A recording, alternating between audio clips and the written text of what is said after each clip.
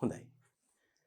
අපි ඔබට මතක ඇති මීට කලින් පරිච්ඡේදයේදී කතා කළා පොඩ්ඩක් මේ වර්ෂාමාන සම්බන්ධ ගැටලු පිළිබඳව නැත්නම් ගණිත ගැටලු පිළිබඳව. ඒකෙන් තමයි මේක ඇවිල්ලා තියෙන්නේ. ඔබට මතකද පුතේ අපි මෙහෙම දෙයක් කිව්වා. වර්ෂාමානයක් කියන්නේ සිලින්ඩරාකාර ව්‍යුහයක්ලු. මෙන්න තියෙනවා ඔය සිලින්ඩරාකාර ව්‍යුහය. ඉතින් මේක තමයි වර්ෂාමානය. එතකොට මොකද වෙන්නේ? මේක තුලට ජලය රැස් වෙනවා. මේකේ විස්කම්භය අපට දීලා තියෙන්න ඕන. එතකොට මේක තුලට යම් වර්ෂාවක් මගින් යම් ජලයක් රැස් වුණා කියලා හිතන්නකෝ. මේ තියෙන මේ සිලින්ඩරයම නම් මෙන්න ළමයෝ ලැබුණු වර්ෂා ජලය. දැන් වෙලා තියෙන්නේ මොකක්ද? මේකට ලැබුණු වර්ෂා ජලයක් තියෙන්නේ සිලින්ඩරයක් විදිහට. මේකට අපට ඕන නම් කියත හැකි ළමයි මේකට කියත හැකි වුණනම් ජල සිලින්ඩරය කියලා. මේ තියෙන වර්ෂාව මගින් ලැබුණු ජලය ජල සිලින්ඩරය. ඒ ඉතින් ජලයේ ලක්ෂණයක්නේ. එයා තියෙන භාජනයේ හැඩය ගන්නවානේ එයත්. ඔබ දන්නවා මේ සිලින්ඩරයේ පරිමාව නැත්නම් සිලින්ඩරයක පරිමාව සොයන සූත්‍රය වන්නේ පයි r වර්ගය h. එහෙනම් කාට හරි අවශ්‍ය නම් මේ වර්ෂාමානය තුල රැස් වුණු ජලයේ පරිමාව හොයන්න එයා දාන්නේ මොකක්ද? පයි r වර්ගය h. පයි r වර්ගය h සමානයි වර්ෂාව මගින් ලැබුණු ජලයේ පරිමාව. ඉතින් ඕකෙන් තමයි අපි අභ්‍යාස පදනම් වෙලා තියෙන්නේ. මේ යටතේ වෙන්න පුළුවන් දේවල් කීපයක් ගැන මම කතා කළා. එකක් තමයි දරුවනි වර්ෂාමාන මේ කතා කරන්නේ පුනීලය ගැනයි. වර්ෂාමාන පුනීල එක්ක විස්කම්භය. ඒක දුන්න නම් ඇති ඉතින්. අපිට ඒක දෙකෙන් බෙදලා අරය හදා ගන්න පුළුවන්. ඊළඟට මේ මගින් අපි අහනවා ඔය වර්ෂාමානයේ පුනීලය හෝ විස්කම්භය දීලා ඊළඟට දෙනවා ලැබුණු වර්ෂා උස.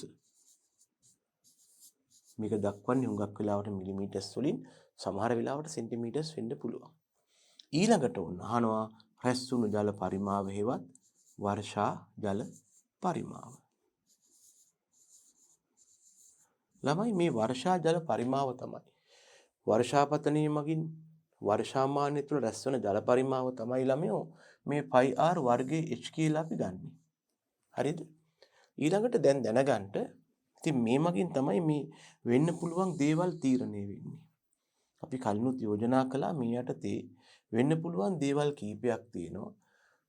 වර්ෂාමාන පුනීලයේ විස්කම්භය හෝ අරය දෙනවා. මේ පළවෙනි වෙන්න පුළුවන් දෙයක්. ලැබුණු වර්ෂාපතනයේ උස මිලිමීටර වලින් දෙනවා. මොකක්ද අහන්නේ? අපෙන් අහනවා ලැබුණු වර්ෂා ජලයේ පරිමාව. ඔන්න පළවෙනි ගණිත ගැටළු වර්ගය. දැන් තව ගණිත ගැටළු වර්ගයක් එන්න පුළුවන්. එකම දත්ත වලින් තමයි ගොඩනගලා තියෙන ළමයි. වර්ෂාමානයේ විස්කම්භය හෝ අරය දෙනවා. රැස් වුණු ජල පරිමාව දෙනවා. මොකක්ද අහන්නේ? ලැබුණු වර්ෂාපතනයේ උස අහනවා. දැන් ඔබට මතක ඇති දරුවනේ මේ මීට පෙර සාකච්ඡා කළ පරිච්ඡේදයේ අපි කතා කළ ගැටලුවේ වර්ෂාමානයේ විස්කම්භය නැත්නම් පුනීල විස්කම්භය දීලා තිබුණා. ලැබුණු වර්ෂාපතනයේ උස දීලා තිබුණා. අහලා තිබුණේ මොකක්ද? ලැබුණු වර්ෂා ජලයේ පරිමාව. මේ දෙවන ගැටළු වර්ගය අපෙන් අහන්න පුළුවන් නැත්නම් දීලා තියෙනවා වර්ෂාමාන පුනීලයේ විස්කම්භය හෝ අරය රැස් වූ ජල පරිමාව දෙනවා. ඒක ලහනවා මොකක්ද? කොච්චරක්ද ලැබුණු වර්ෂාපතනයේ උස. දැන් මේ ආශ්‍රිතව තුන්වන ගණිත ගැටලුවක් අපිට ඉදිරිපත් කරන්න පුළුවන්. ඒකෙදි ඇත්තටම වර්ෂාමාන පුනීලයේ විස්කම්භය හෝ අරය දෙන්නේ නැහැ. මේ පුනීලය කියන්නේ දැනගන්න වෘත්තයක් හරස්කට වර්ගඵලය දෙනවා. මේක පුනීලයක් නම් වෘත්තයක් හරස්කට වර්ගඵලය. ඔයා දැනගන්න ඕන එක දෙයක් තියෙනවා. මේක වෘත්තයක් නම් ළමයෝ මේකේ හරස්කට වර්ගඵලය මොකක්ද? පයි r වර්ගයේ බව දැනගන්න ඕන. හරිද? ඊළඟට අපෙන් අහන්න පුළුවන් මේක දීලා ඕන්නම් දෙනවා වර්ෂාපතනයේ උස. ඒක ලහන්න පුළුවන්. එහෙමනම් රැස් වූ ජල පරිමාව කොච්චරද? එහෙමනම් රැස් වූ ජල පරිමාව කොච්චරද? එහෙම නැත්නම් මේ අගේම දීලා අහන්න පුළුවන් වර්ෂා ජලයේ පරිමාව මෙච්චරයි. වර්ෂා ජලයේ පරිමාව මෙච්චරයි. එහෙමනම් මේ ලැබුණු වර්ෂාපතනේ උස කොච්චරද? මේ ලැබුණු වර්ෂාපතනේ උස කොච්චරද? ඉතින් මෙන්න මෙහිමයි දරුවනේ අපි මේ ගණන් විශ්ලේෂණය කරන්නේ. මොකද මම එක දෙයක් පොඩ්ඩක් කියන්න කැමතියි. අපේ කෘෂි කර්මාන්තයේ නැත්නම් උසස් පෙළ කෘෂි විද්‍යාව යටතේ විශාල ගණිත ගැටලු ප්‍රමාණයක් නැහැ. අපිට තියෙන්නේ සීමිත ගණිත ගැටලු කීපයක්. උදාහරණයක් තමයි දැන් අපිට ওই දේශගුණ විද්‍යාවෙන් සමහර වෙලාවට උච්චත්වයේ නැත්නම් අර වායුගෝලීය පතන ශීඝ්‍රතාව හේවත් ඇට්මොස්ෆෙරික් ලැප්ස් රේට් වලින් ගණන් දෙන්න පුළුවන්. මීට පෙර පරිච්ඡේදය අපි ගණන් කතා කරලා තියෙනවා. එහෙම නැත්නම් මේ ඊළඟ අවස්ථාව වර්ෂාමාන මගින් ගැටලු දෙන්න පුළුවන්. ඊළඟට පස යටතේ පොඩි පොඩි සුළු කිරීම් ටිකක් ලැබෙනවා. දෘශ්‍ය ඝනත්වයේ, සත්‍ය ඝනත්වයේ, චෛවරතාව සෙවීම, පාංශිතමනයේ සෙවීම, කැටයන් හුමාරු ධාරිතාව ගණනය කිරීම, පාංශ ජල ප්‍රතිශතය ගණනය කිරීම, ඒක උසක් වශයෙන් පරිමාවක් වශයෙන් දැක්වීම. ඊළඟට ශාක පෝෂණය යටතේ ඔය කවුරුත් කතා කරන පොහොර ගණන් කියලා තියෙන්නේ. පොහොර ගැටලු ටිකක් ලැබෙන්න පුළුවන්. ඊළඟට ජල සම්පාදනයේ මගින් ජල සම්පාදන ප්‍රමාණය තීරණය කිරීම, ගණනය කිරීම, ජල සම්පාදන කාලාන්තරය ගණනය කිරීම සම්බන්ධයෙන් ගැටලු ටිකක් ලැබෙන්න පුළුවන්. ඉතින් ප්‍රධාන වශයෙන් තියෙන්නේ ඔය ස්ථානවල තියෙන ගණිත ගැටලු. මීට අමතරව ඉතින් වක්‍රාකාරයෙන් සත්ත්ව පාලනය යටතේ සත්ව ආහාර ප්‍රමාණය ගණනය කිරීම, ඒ වගේ දේවල්. ඊට අමතරව ඉකොනොමික්ස් යටතේ කෘෂිකර්ම ආර්ථික විද්‍යාව යටතේ ඔය ටිකක් විතර සමීකරණ ආදේශ කරලා ගණන් හදන්න පුළුවන්. නම්‍යතාව සෙවීම, මිල සෙවීම, ප්‍රමාණය සෙවීම ආදී වශයෙන්. ඉතින් මේ නිසා දරුවනේ ඇග්‍රිකල්චර් කියන්නේ මහා ගණිත ගැටලු සහිත විෂයක් නෙමෙයි අනිකුත් විෂයන්ට සාපේක්ෂව. හැබැයි ඉතින් ඕගොල්ලන්ට පොඩි වගකීමක් නිකන් පොඩි ලස්සනක් තියෙනවා අනිවාර්යෙන්ම පේපර් එකේ හම්බ වෙන මේ සීමිත ගණිත ගැටලු ටික හදාගන්න එක. ගණිත ගැටලු හම්බෙන්නේ පොඩ්ඩක් නම් ඒ පොඩ්ඩ හදාගත්තේ නැත්නම් ඒක හරි අපරාධයක් නේ. ඔය ගණිත ගැටලු පොඩ්ඩ හදාගත්තොත් සෑහෙන ලකුණු ප්‍රමාණයක් රැස් කරගන්න පුළුවන් බවත් මතක තියාගන්න.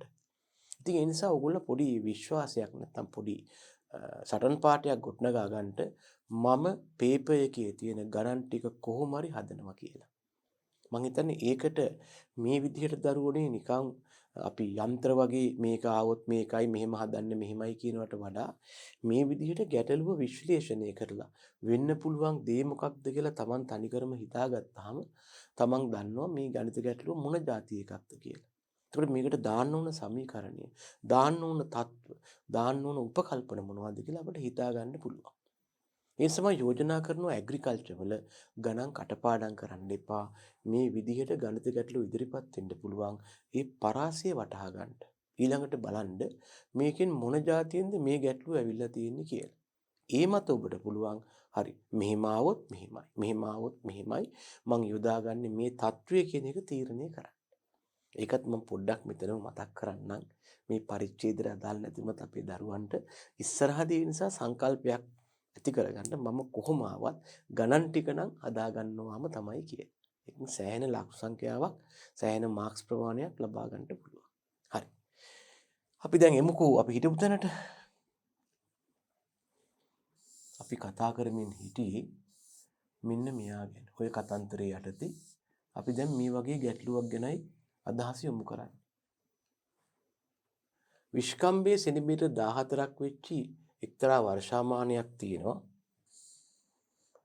මේ වර්ෂාමානයට යම් වර්ෂාවක් අවසානයේ ඝන සෙන්ටිමීටර් 462ක වර්ෂා ජල පරිමාවක් තැන්පත් වුණා. මේ වර්ෂාපතනය උසක් විදිහට දක්වන්නටලු. මේ තියෙන්නේ ওই වර්ෂාමානය තමයි. හරිද? දැන් වෙලා තියෙන්නේ මොකක්ද? මේ වර්ෂාමානයට වර්ෂාවක් ලැබිලා තියෙනවා. මම පල්ලෙහාට යන්නම්කෝ එහෙනම්. ඔය ලැබෙන ගැටළු වර්ගය අපි කතා කළානේ. මෙන්න මේ වර්ෂාමානය තියෙනවා දරුවනේ. මෙන්න තියෙනවා වර්ෂාමානය.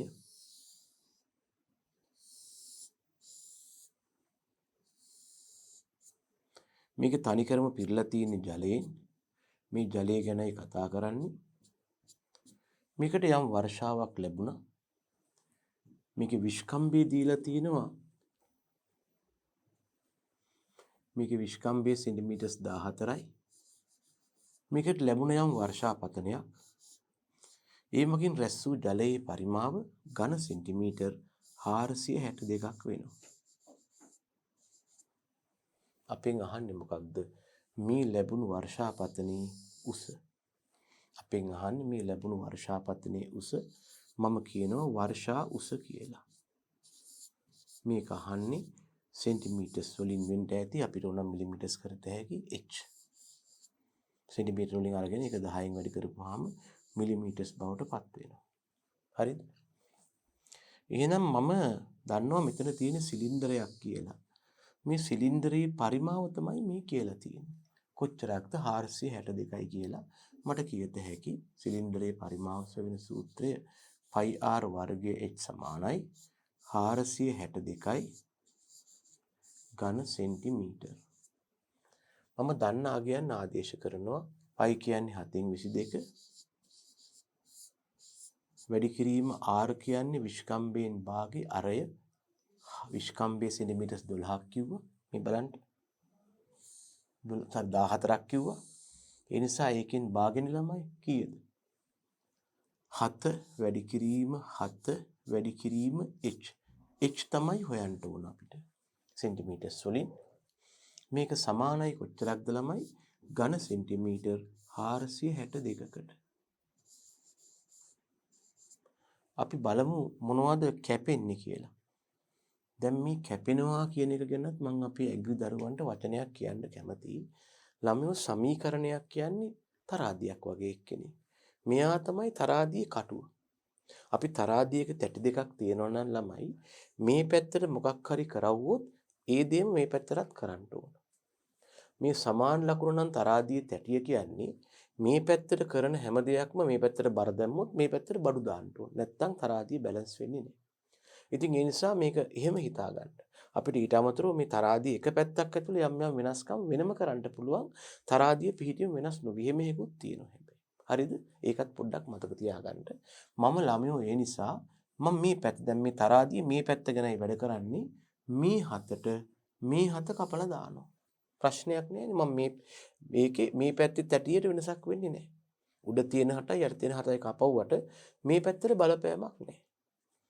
ඊළඟට මට හුඟක් වෙලාවට මම යෝජනා කරනවා හුඟක් වෙලාවට හම්බෙන ගණන් ගත්තාම මේ ලැබෙන්නේ 11න් කැපෙන ඒවා. එහෙම නීතියක් නැහැ ගොඩක් වෙලාවට ලැබෙන්නේ එහෙමයි.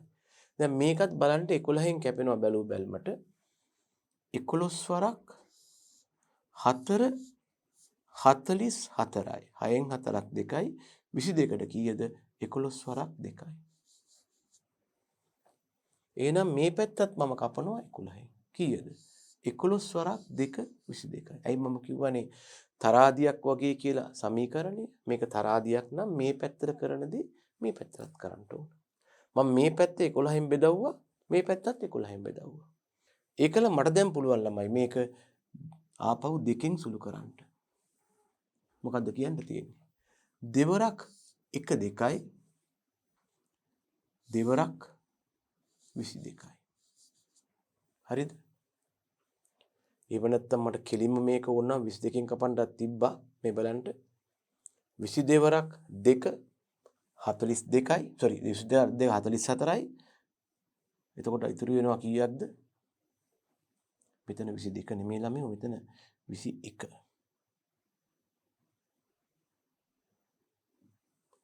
මෙන්න මෙතන එන්නේ 21. මේ බලන්න 42 දැන් 22 11න් බෙදපුවම 2යි ඒක 2කින් බෙදපුවම 1යි මෙතන 42 ආවා 42 2කින් බෙදපුවාම දෙවරක් 2 4යි දෙවරක් 1 2යි 21ක් වෙනවා. හරිද? එතකොට මට ලැබෙන්නේ මොකක්ද ළමයෝ? 7යි h 7 වැඩි කිරීම h සමානයි කීයක්ද? 21ක් නම් h සමානයි මොකද කියන්නේ? 21 බෙදනවා 7 සමානයි 3යි මොනවද ළමයි? සෙන්ටිමීටර්ස්. අපෙන් අහලා තියෙන වර්ෂාපතනය උසක් වශයෙන් සෙන්ටිමීටර් නම් 3ක් වෙනවා. මිලිමීටර්ස් බවට පත් කරන්න ගියොත් ඔබට සිද්ධ වෙනවා මේක 10න් වැඩි කරන්න. බලමු උත්තරේ අහලා තියෙන්නේ මොන වගේද කියලා. උසක් ලෙස දක්වන්න අපි උසක් ලෙස සෙන්ටිමීටර්ස් වලින් කතා කළොත් සෙන්ටිමීටර්ස් 3ක් වෙනවා. මිලිමීටර්ස් නම් 30ක් වෙනවා. හරි. මේ වගේ තවත් ගණිත ගැටලුවක් ඉදිරිපත් කරලා තියෙනවා. එක්තරා වර්ෂාමානයක හරස්කඩ හරස්කඩ වර්ගඵලය 116යි සෙන්ටිමීටර. විස්කම්භය ගැන කතා කරන්න ඕනේ නැහැ. යම් වර්ෂාවක් මගින් ඒ තුල රැස් වූ ජලයේ උස සෙන්ටිමීටර් 12ක් වෙලා තියෙනවා. ඉහත වර්ෂාමානය තුල වර්ෂාව මගින් රැස් වූ ජල පරිමාව සොයන්න. එතකොට මෙතන හරස්කඩ වර්ගඵලය තමයි විස්කම්භය නෙවෙයි ඇත්තටම වර්ගඵලය තමයි ඝන සෙන්ටිමීටර 116 කියන්නේ. එතකොට යම් වර්ෂාවක් මගින් රැස් වුණු ජලයේ උස සෙන්ටිමීටර 12ක් වෙලා තියෙනවා. ඉහත වර්ෂාමානය තුල එම වර්ෂාව මගින් රැස් වූ ජල පරිමාව. අපට පුළුවන් මේ විදිහට වර්ෂාමානයක් යෝජනා කරන්නට. මෙන්න තියෙනවා වර්ෂාමානය.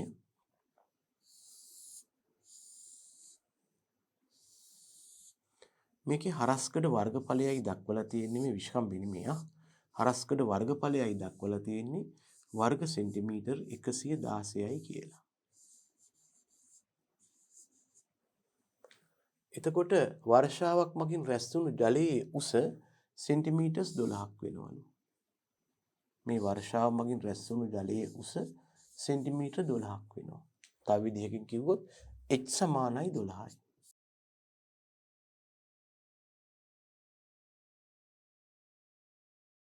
අපෙන් අහලා තියෙන්නේ රැස් වූ ජලයේ පරිමාව. දැන් කෙනෙක් තර්ක කරන්න පුළුවන් මේ විස්කම්භය දීලා නැහැනේ කියලා. විස්කම්භය දුන්නේ නැති වුණාට ගැටලුවක් නැහැ. මොකද මේ 116යි වර්ග සෙන්ටිමීටර කියන්නේ මොකක්ද? මේ හරස්කඩ වර්ගඵලය කියන්නේ පයි r වර්ගය කියන එක තමයි. මේක වෘත්තයක හරස්කඩ වර්ගඵලය කියන්නේ පයි r වර්ගය. එතකොට මොකක්ද මේ සිලින්ඩරයේ ජලය රැස් වූ සිලින්ඩරයේ පරිමාව වෙන්නේ මොකක්ද? මේ ජලයේ පරිමාව සමාන වෙනවා පයි r වර්ගය h සමානයි පයි r වර්ගය ආය සුළු කරන්න දෙයක් නෑ ළමයෝ. මේ තියෙන්නේ කොච්චරද? 116යි ඝන සෙන්ටිමීටර් වැඩි කිරීම කොච්චරක්ද? වර්ෂාපතනයේ උස 12යි සෙන්ටිමීටර්. ඉස්සෙල්ලම බලන්න වෙන දේ ළමයි මේ වර්ග සෙන්ටිමීටර් වැඩි කිරීම සෙන්ටිමීටර් සමානයි ඝන සෙන්ටිමීටර් වෙනවා. 12 වැඩි කරන්න 116. 12 වරක් 6 72කින් 2 දැම්ම 7ක් ඉතුරුයි. 12 වරක් 1 12යි 7යි 19න් 9 දැම්ම 1ක් ඉතුරුයි. 12 වරක් 1 12යි 1යි 13යි. උත්තරය ඝන සෙන්ටිමීටර් 1392ක් වෙනවා. සිද්ධිය පැහැදිලිද? මෙන්න මෙහිමයි අපි හරස්කඩ වර්ගඵලයේ දීලා තියෙන වෙලාවක වර්ෂාපතනය හොයන්නේ. ඒ වාගේ වෙලාවක අරය හෝ විස්කම්භය දෙන්න අවශ්‍ය නැහැ. හරිද ළමයි? ඊළඟට කියනවා එක්තරා වර්ෂාමානයකට යම් වර්ෂාවක් මගින් සෙන්ටිමීටර 8ක උසකට ජලය ලැබුණලු. මේ මගින් වර්ෂාමානය තුළ රැස් වූ ජල පරිමාව ඝන සෙන්ටිමීටර් 1640ක්ලු. ඉහත වර්ෂාමානයේ හරස්කඩ වර්ගඵලය ගණනය කරන්න. ළමයි මෙන්න වර්ෂාමානය. මෙන්න තියෙනවා වර්ෂාමානය. වර්ෂාමානය කිව්වට මේ තියෙන ලැබුණු ජල සිලින්ඩරයේ බව දැනගන්න. මේ ජල සිලින්ඩරයේ පරිමාව කොච්චරක්ලුද? ඝන සෙන්ටිමීටර් 1640ක්ලු.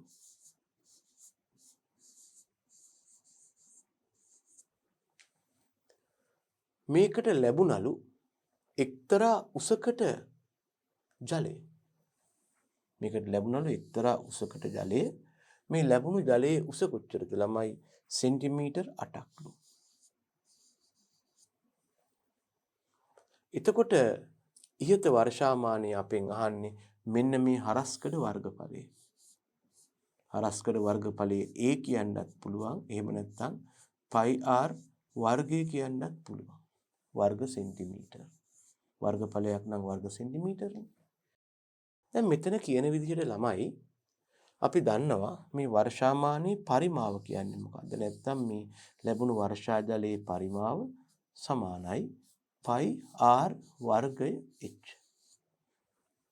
ඒක කොච්චරක් වෙනවද? සමානයි 1640යි ඝන සෙන්ටිමීටර්. හරිද? එතකොට πr වර්ගය තමයි අපෙන් අහන්නේ. හැබැයි h වල අගය දීලා තියෙනවා. h කියන්නේ සිලින්ඩරයේ උස සමානයි සෙන්ටිමීටර 8යි. එහෙනම් මට කියන්න පුළුවන් මේ විදිහට ළමයි අපිට කියන්න පුළුවන් නේද මේ විදිහට දැන් මේ 1640 කියන්නේ πr වර්ගය හරස්කඩ වර්ගඵලය වැඩි කිරීම 8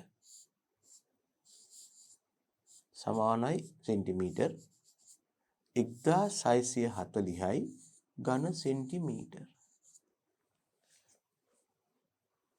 එහෙනම් πr වර්ගය සඳහා අගයක් යොදා ගන්නට පුළුවන්. πr වර්ගය සමානයි මේක වර්ග සෙන්ටිමීටර වලින් ලැබෙන්නේ 1640 ඕනනම් මෙතනදී අපි වර්ග සෙන්ටිමීටර කියලා 1640යි ඝන සෙන්ටිමීටර් බෙදීම මොකක්ද? මෙන්න මේ 8 මොනවද? සෙන්ටිමීටර්.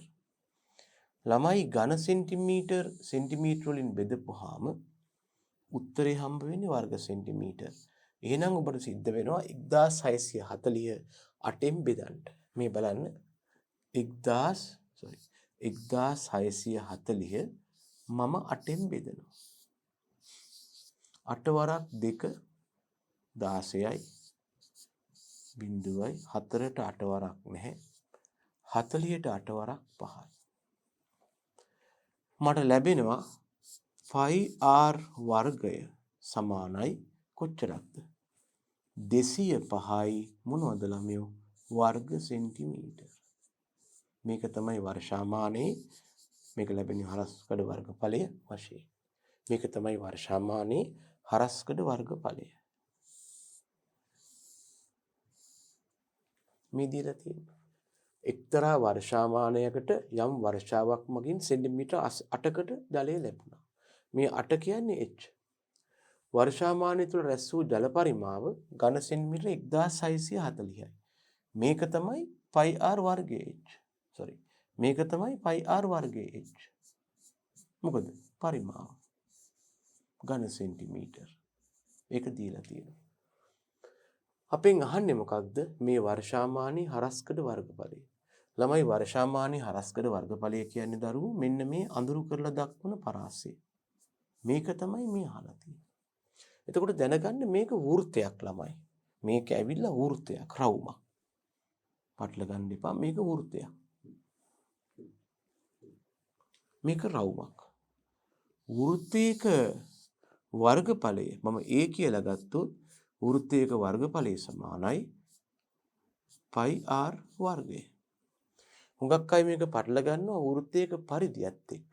ළමයි වෘත්තයක පරිධිය හොයන්නේ 2යි πr වලින්. මේ වර්ගඵලය. මේ වර්ගපදයක් ඇවිල්ලා තියෙන එකනේ. රයිට්. එතකොට මම හොයන්න ඕන අන්න ඒ πr වර්ගය කියන අගය. මම කියනවා එතකොට පරිමාව කියන්නේ මොකක්ද? πr වර්ගයේ h. ඒ කියන්නේ πr වර්ගය වැඩි කිරීම 8. h කියන්නේ උසනේ. සමානයි 1640යි ඝන සෙන්ටිමීටර්. එහෙනම් මට πr වර්ගය හොයන්න පුළුවන්. මම කිව්වා කලිනුත් සමීකරණයක් කියන්නේ තරාදියක් වගේ නම් මේ පැත්තට කරන දේ මේ පැත්තටත් කරනවා. මම මේ පැත්ත 8ෙන් බෙදවුවා. තරාදියක් නම් මේ පැත්තත් 8ෙන් බෙද. මේ පැත්ත 8ෙන් බෙදවුවා කියන්නේ මොකද්ද? දැන් ළමයි මේ පැත්ත 8ෙන් බෙදවුවාම 8ට කැපෙනවා. එහෙනම් මේ පැත්තත් 8ෙන් බෙදන්න එපායයි. එහෙනම් 1640 8ෙන් බෙදෙනවා. මේ බෙදවුවේ ඒක තමයි. කීයද? 8 වරක් 2 16යි 8 වරක් 0.4ට 40ට 8 වරක් 5යි. උත්තරේ වර්ග සෙන්ටිමීටර් 205යි. තේරුණාද?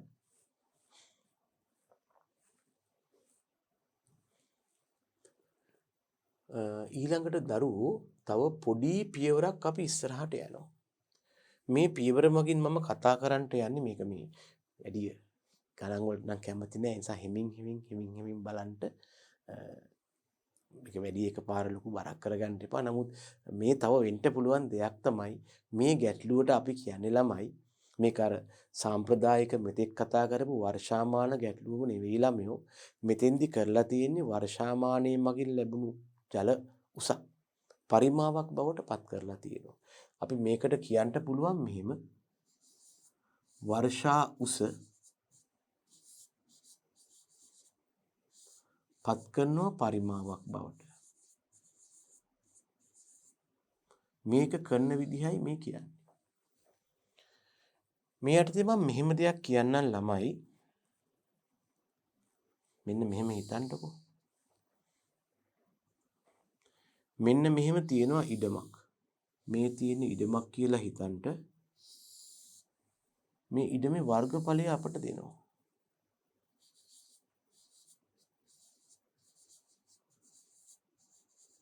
ඔයාලා දන්න දෙයක් තියෙනවා ඉඩමක වර්ගඵලය කියන්නේ මොකක්ද?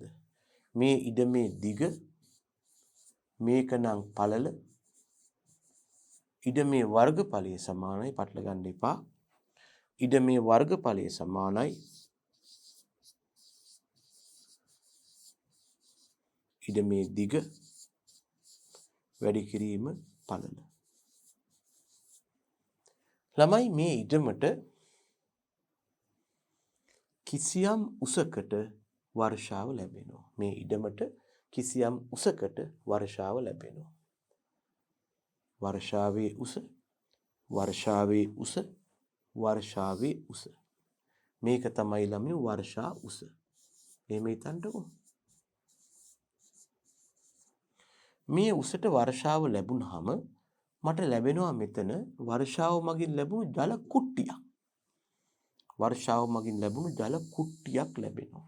මෙන්න ළමයෝ වර්ෂාව මගින් ලැබුණු ජල කුට්ටිය. මේ ජල කුට්ටිය.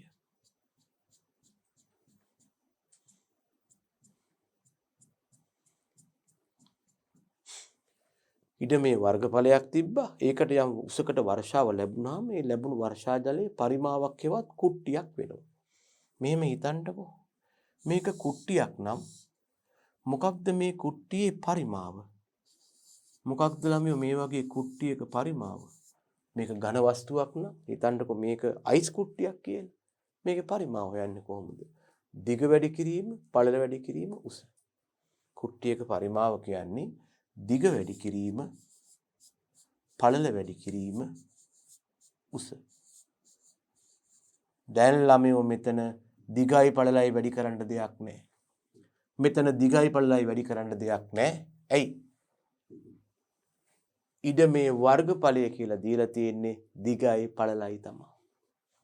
එහෙනම් මේ විදිහට ළමයි කිසියම් භූමියක වර්ගඵලය දීලා ලැබුණු වර්ෂා පරිමාවක් ඇහුවොත් ඔයා කෙලින්ම කරන්නේ මොකක්ද?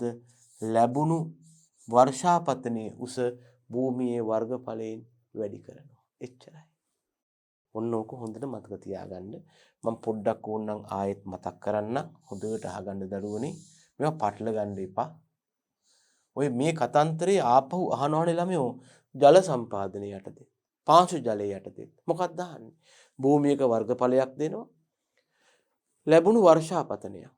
ජල සම්පාදනයේ මගින් ලබා දුන් ජල ප්‍රමාණයක්. ජල උසක්. වාෂ්පීකරණයේ මගින් හානි වූ ජල ප්‍රමාණයක්. කාන්දුව මගින් ලැබුණු ජල ප්‍රමාණයක් උසක් වශයෙන් දක්වනවා. ඉඩ මේ වර්ගඵලය දෙනවා.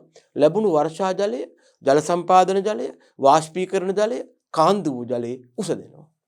අපෙන් අහනවා වර්ෂාපතන ජල පරිමාව, ජල සම්පාදන ජල පරිමාව, වාෂ්පීකරණ ජල පරිමාව, කාන්දු වූ පරිමාව.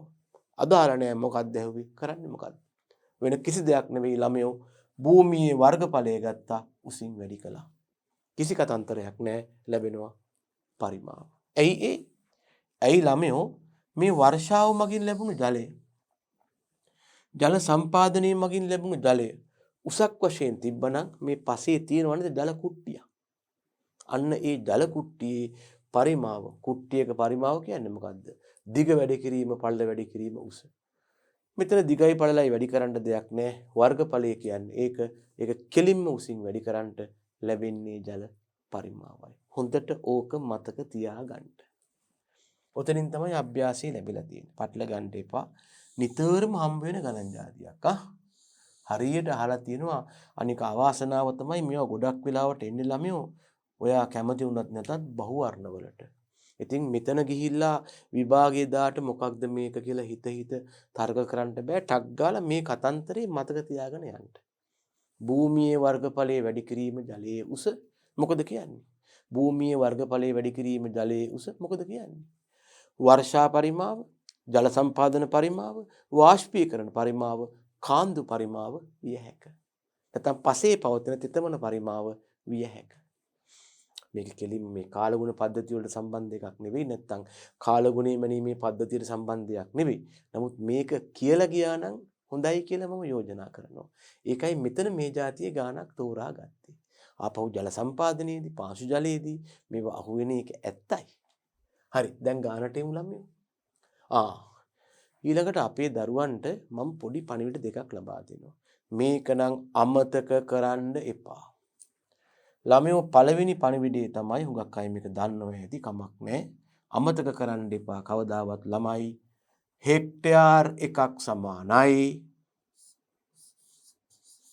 වර්ග මීටර් 10000යි. මේක දැනගෙන ඉන්න ඕන. ඒකලා ජලය ඝන මීටරයක් සමානයි ලීටර් 1000යි.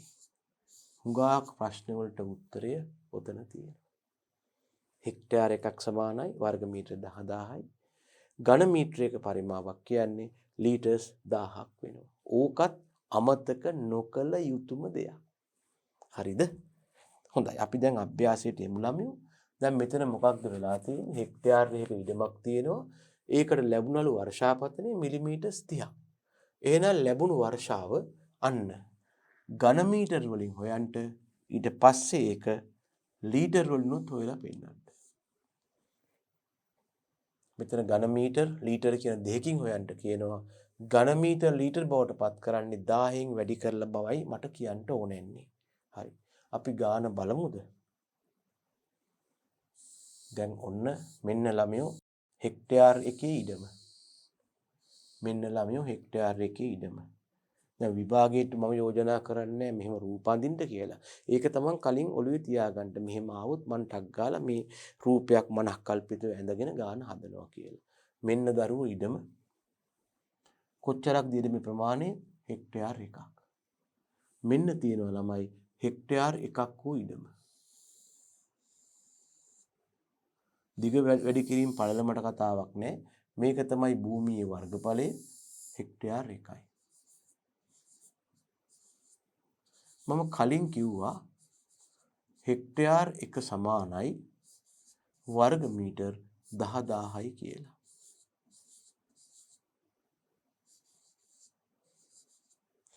ඔන්න ළමයෝ ලැබුණ වර්ෂාපතනය. වර්ෂාපතනය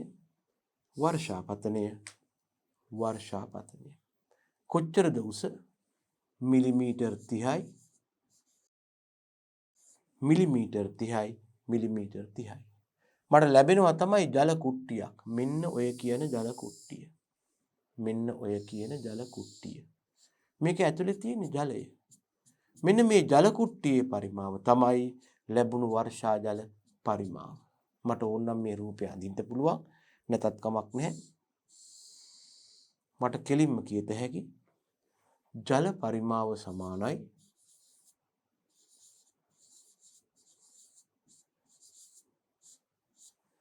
මේක කුට්ටියක් නම් කොහොමද මේකේ පරිමාව හොයන්නේ? දිග වැඩි කිරීම, පළල වැඩි කිරීම, උස. ළමයෝ මෙතන දිගයි පළලයි වැඩි කරන්න දෙයක් නැහැ. හෙක්ටයාර් එකක් හෙවත් වර්ග මීටර 10000ක් කියන්නේ ඒකයි. සමානයි 10000යි වර්ග මීටර. වැඩි කිරීම මට අවශ්‍ය වෙනවා වර්ෂාපතනයේ උස. හැබැයි එක දෙයක් තියෙනවා. උත්තරේ අරගෙන තියෙන්නේ ඝන මීටර්ස් වලින්. ඒ නිසා වර්ෂාපතනයේ උස මිලිමීටර් බවට පත් කරන් හිටියානම් හරි. මීටරයකට මිලිමීටර්ස් 1000ක් තියෙනවා. ඒ නිසා මිලිමීටර් බවට පත් කරන්නට මම 1000න් බෙදනවා. එහෙනම් 30 බෙදීම 1000යි මීටර්. ළමයි මෙතෙන්දී මෙන්න මේ බිංදු 3ට මේ බිංදු 3 කැපෙනවා. වර්ග මීටර් වැඩි කිරීම මීටර් සමානයි ඝන මීටර් වෙනවා. උත්තරේ හම්බ වෙන්නේ ඝන මීටර් වලින්. මොකද කියන්නේ? 10 වැඩි කිරීම 30 සමානයි ඝන මීටර් 300ක් වෙනවා. ඊළඟට උත්තරේ අහලා තියෙනවා ලීටර් වලිනුත්. මං කලිනුත් කිව්වා ඝන මීටරයක් සමානයි ලීටර් 1000යි. එහෙනම් මොකද කියන්නේ ළමයි මේ 300 ලීටර්ස් බවට පත් කරන්නට මම මේක 1000න් වැඩි කරනවා. මෙන්න 300 1000න් වැඩි කළා කියන්නේ මොකක්ද? බිංදු 3ක් දානවා. බිංදු 1යි 2යි 3යි. මොනවද? ලීටර්. ලක්ෂ 3ක් බව පැහැදිලි.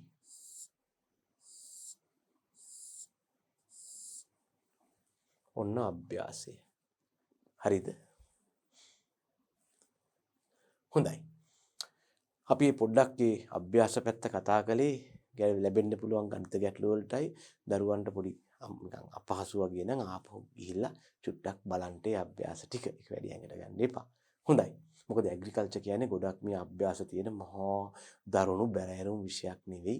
ඔබට හොඳට මතක තියාගන්න පුළුවන් නම් යම් දුරකට පාඩම් කරගන්න පුළුවන් නම් ඉතා පහසුවෙන් එකක් නෙවෙයි +1 එකක් ගන්න පුළුවන් ඇග්‍රි වලට. හරිද? right. එහෙනම් මෙන්න කතා කරනවා සරල හෝ සටහන් වන වර්ෂාමානය කොහොමද කාලගුණ විද්‍යාගාරය තුළ නැත්නම් කාලගුණ ඒකකය තුළ සවි කරන්නේ කියලා. දැන් මේ වර්ෂාමානයේ තියෙනවනේ පුනීලයක්. මේ තියෙනවා පුනීලයේ ධාරයක්. මෙන්න මේ පුනීලයේ ධාරය පිහිටි පොළොව මට්ටමේ ඉඳලා සෙන්ටිමීටර්ස් 30ක් හෙවත් මිලිමීටර්ස් 300ක් ඉහළින් තියෙන්න ඕන. මේක නීතියක් ළමයි. පුනීල ධාරය හා පොළොව මට්ටම අතර සෙන්ටිමීටර්ස් 30ක උසක් තියෙන්න ඕන. දැනගන්න සමහර වෙලාවට දැන් මෙහෙමනම් ගැටලුවක් නැහැ. කොහොමනම්ද? හරියටම මේ වර්ෂාමානයේ උස සෙන්ටිමීටර්ස් 30ක් නම් ගැටලුවක් නැහැ. මේ තියෙන්නේ කාලගුණ මධ්‍යස්ථානයේ පිහිටි පොළොව හරියට වර්ෂාමානයේ සෙන්ටිමීටර්ස් 30 නම් උස තියෙන්නේ කිසි ගැටලුවක් නැහැ. වර්ෂාමානයේ ගෙනල්ලා නිකාම පොළොව උඩ තිබ්බා. අයි 30යිනේ උස. අවුලක් නැහැ. එතකොට මෙතන තියෙනවා පුනීල ධාරය, මේ තියෙන්නේ පිහිටි පොළොව. හරියට වර්ෂාමානයේ සෙන්ටිමීටර්ස් 30ක් උස නම් පිහිටි පොළොවේ ඉඳලා මෙහෙම තිබ්බාම හරි ගානට සෙන්ටිමීටර 30 එනවා. නමුත් වෙලා තියෙන්නේ මොකක්ද? බොහෝ විට මේ වර්ෂාමාන තම උසින් සෙන්ටිමීටර්ස් 30කට වඩා වැඩි වෙනවා. ඒ වාගේ වෙලාවට පුනීල ධාරය හා පොළොව මට්ටම අතර නැත්නම් පිහිටි පොළොව අතර සෙන්ටිමීටර්ස් 30ක උසක් තියාගන්න නම් වර්ෂාමානයේ කොටසක් පොළොවට යට කරන්න වෙනවා. එස්දා නිකන් පසට යට කරලා හරියන්නේ අපි පොඩි කොන්ක්‍රීට් බේස් එකක් දාලා ඒකේ වර්ෂාමානය ගිල්ලනවා මේ විදිහට. මේ තියෙන්නේ පිහිටි පොළොව නම් මෙතන කපනවා පොඩි මේ වාගේ කෑල්ලක්.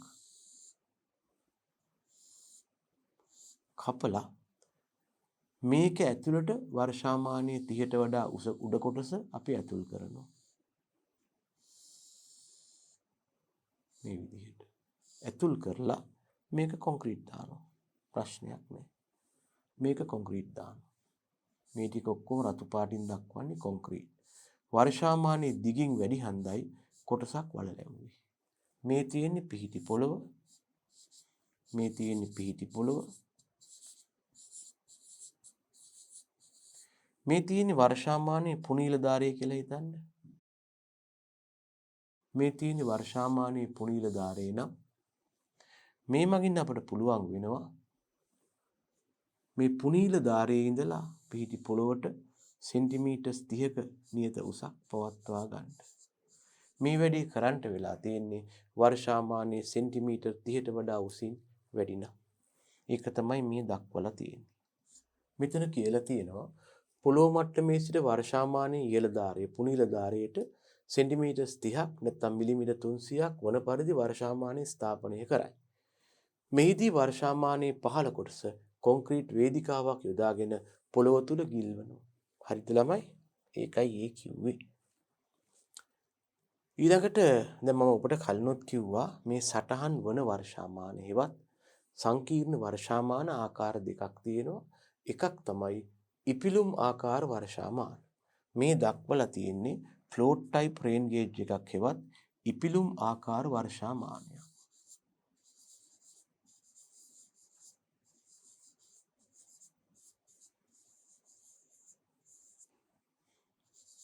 මේකේ විශේෂ ලක්ෂණයක් වෙලා තියෙන්නේ මේකේ ක්‍රියාකාරීත්වය අපි එච්චර සලකා බලන්නේ නැහැ මේ පාර බහුවර්ණයක් ආවට.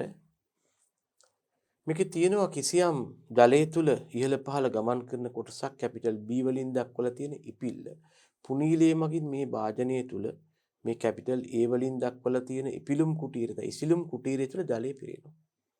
පිරෙනවත් එක්ක මොකද වෙන්නේ? මේ ඉපිල්ල ජලයේ මත උඩ පහළ ගමන් කරනවා. ජලයේ උඩ පහළ ගමන් කරනවත් එක්කම මේ ජලයට සම්බන්ධ කරලා ඉපිල්ලට සම්බන්ධ කරලා තියෙනවා මේ වගේ ලීවරයක්. මේ ලීවරයේ කෙලවර මේ ඊතලෙන් දක්වපු ස්ථානයේ තියෙනවා පොඩි පෑන් තුඩක්. ඒක මෙතන නම් කරලා නැහැ. මේකේ තියෙනවා පොඩි පෑන් තුඩක් ළමයි. මේ විදිහට. මෙන්න මේ පෑන් තුඩ මගින් මොකද වෙන්නේ? කිසියම් ආකාරයක පෑන් තුඩ ඉහළ පහළ ගමන් කරනවා. දැන් මේ පුනීලයේ හරහා මේ වර්ෂාමානයට ජලය ලැබෙනවා. වර්ෂාපතනය ලැබෙනවා. ලැබෙනකොට මේ කුටීරය තුළ ජලය පිරෙනවා. පිරිද්දි මේ ජලයේ පාවෙන ඉපිල්ල උඩට එනවා. ලීවර පද්ධතියක් මගින් පෑන උඩට යනවා. මේ ඉපිලුම් කුටීරයේ හෝ ඉසිලිම් කුටීරයේ තුළ යම් මට්ටමක් දක්වා ජලය පිරුණාට පස්සේ දැන් මේ ජලයේ පිරිද්දියකින් කොටසක් මේ පැත්තටත් යනවා. මේ පැත්ත බර වෙලා එක්තරා අවස්ථාවක සමතුලිතතාව බිඳ වැටිලා මේ දක්වලා තියෙන පිහිදාරේ නම් මේක මගින් මේ පැත්තට බර වෙලා වතුර ටික කොහොම හොස් ගාලා ජී හරහා ඉවත් වෙනවා ගබඩා ටැංකියට. ඒ සමග මොකද වෙන්නේ? මේ ඉපිල්ල ටක් ගාලා පහළ වැටෙනවා. පෑන් තුඩක් ටක් ගාලා පහළ වැටෙනවා. වතුර පිරෙන්න ඉපිල්ල උඩට යනවා ආපහු පෑන් තුඩක් උඩට යනවා. මේ පෑන් තුඩ ස්පර්ශ වෙනවා මේ වගේ ඩ්‍රම් එකකට හෙවත් ඔරලෝසු යාන්ත්‍රණයක් මගින් ක්‍රියා කරන ඩ්‍රම් එකකට. ළමයි අපි මේ ඩ්‍රම් එකට සම්බන්ධ කරනවා ප්‍රස්ථාර කඩදාසියක්. මෙතන තියෙනවා බෙරයක් හෙවත් ඩ්‍රම් එකක්. ওই ඩ්‍රම් එකට අපි සම්බන්ධ කරලා තියෙනවා ප්‍රස්ථාර කඩදාසියක්. හරිද? මේ තියෙන ඩ්‍රම් එක නම් මේ ඩ්‍රම් එකට හයි කරලා තියෙනවා ප්‍රස්ථාර කඩදාසියක් මෙහෙම. ඩ්‍රම් එකේ හෙවත් බෙරයක් තියෙනවා. මේක වයින් කරපුවාම ඔරලෝසුව ආයේ කැරකෙනවා. ඒකට සම්බන්ධ කරලා තියෙනවා මේ වගේ ප්‍රස්ථාර කඩදාසියක්. ප්‍රස්ථාර කඩදාසියක් සම්බන්ධ කරලා තියෙනවා.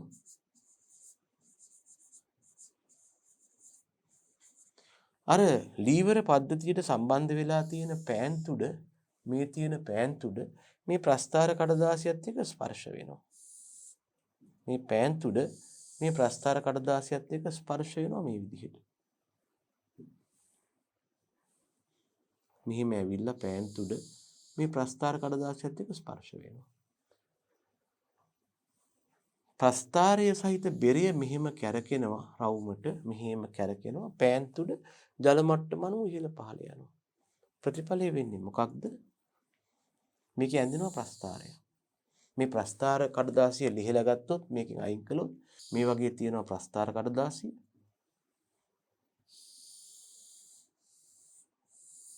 ඔන්න ප්‍රස්ථාර කඩදාසිය. පෑන් තුඩ මෙහෙම වතුර පෙරෙද්දි ඉහළ යනවා. ආයේ පහළ වැටෙනවා. එතකොට මොකද වෙන්නේ? පෑන් තුඩ මගින් මේ ප්‍රස්ථාර කඩදාසියේ ප්‍රස්ථාරයක් අඳිනවා. වර්ෂා ජලය ලැබෙන්න පෑන් තුඩ ඉහළ යද්දි මෙයා කැරගෙන හින්දා මෙහෙම ප්‍රස්ථාරයක් හම්බ වෙනවා.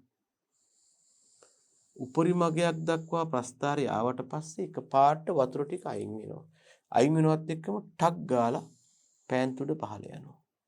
ආයෙත් මුල් පිහිටීමට ඇවිල්ලා වර්ෂාව ලැබෙද්දි ප්‍රස්ථාරය ඇඳෙන්න පටන් ගන්නවා. හැබැයි හදිස්සියේ වර්ෂාව නතර වුණොත් බෙරේ භ්‍රමණය වුණාට පෑන් තුඩ නිශ්චලව පවතිනවා ප්‍රස්ථාරය ඇඳෙන්නේ නැහැ. ඒ වාගේ වෙලාවට ලැබෙන්නේ මෙන්න මෙහෙම රේඛාවක්. ඒ වාගේ වෙලාවට මෙහෙම රේඛාවක් ලැබෙනවා. ආයෙ වර්ෂාව පටන් ගත්තාම ප්‍රස්ථාරය ඇඳෙනවා. වර්ෂාවේ තීව්‍රතාව වැඩි නම් ප්‍රස්ථාරය වේගයෙන් ඇඳෙනවා. එතකොට මෙහෙම තත්ත්වයක් ලැබෙනවා. බෑවුම අඩු වෙනවා. ආයෙ හිස් වුණාම මෙහෙම බහිනවා. තද වර්ෂාවක් නම් වේගයෙන් පිරීලා මෙහෙම වේගයෙන් හිස් වෙනවා. තීව්‍රතාව අඩු වෙනවත් එක්ක ඔහොම ප්‍රස්ථාරයේ තියෙන බෑවුම අඩු වෙනවා. එතකොට සාමාන්‍යයෙන් මේ එක පොයින්ට් එකක් කියලා කියන්නේ මිලිමීටර් 25ක වර්ෂාවක් නම් මේ පොයින්ට්ස් ගන්න මනපුවාම 25යි 50යි 75යි ආදී වශයෙන් වර්ෂාව තිබුණු ප්‍රමාණය කියව ගන්න පුළුවන්.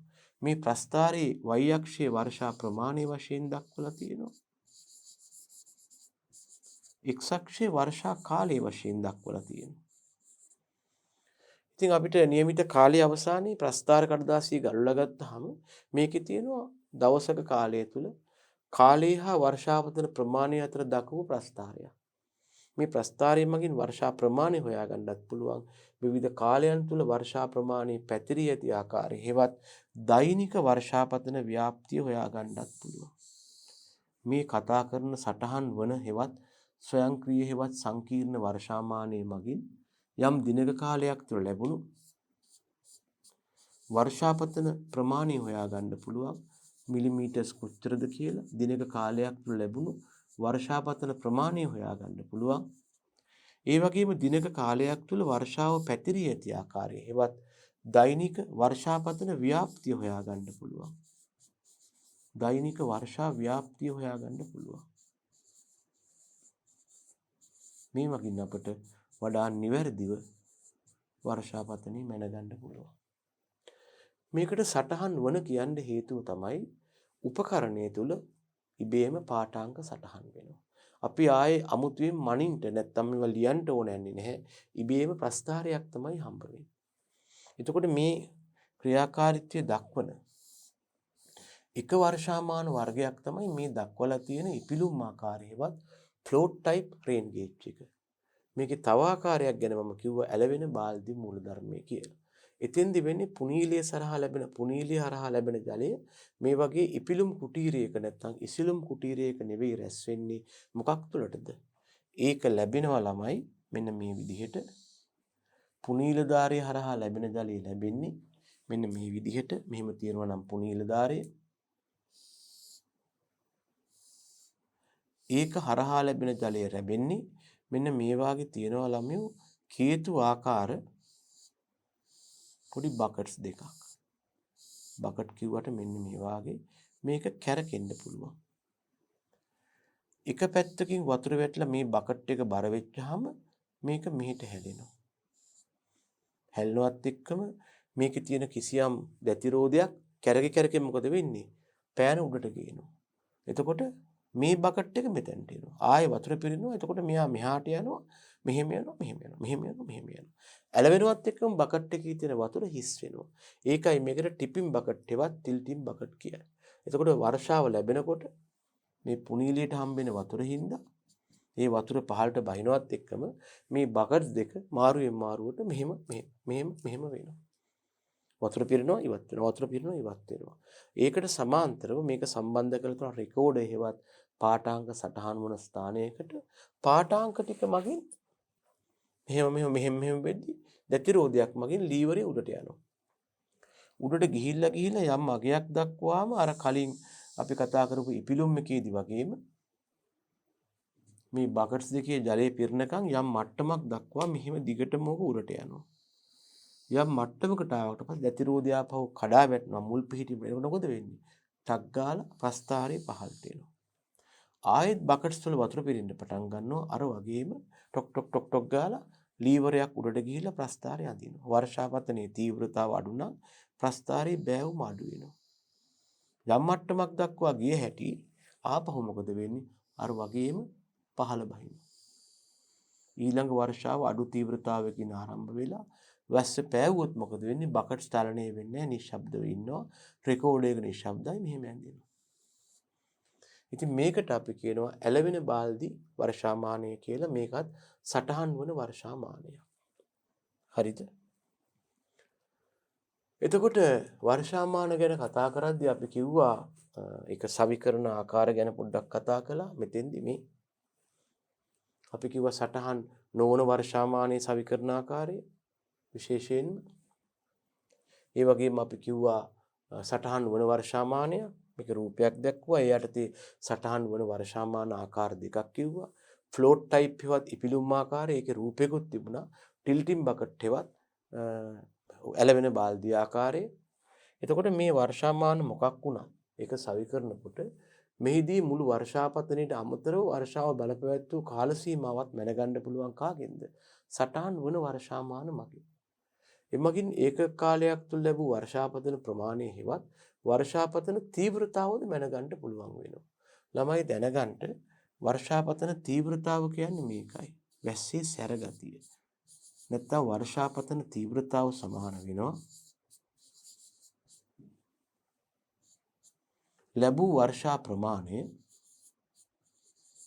වර්ෂාපතන තීව්‍රතාව සමාන වෙනවා ලැබූ වර්ෂා ප්‍රමාණය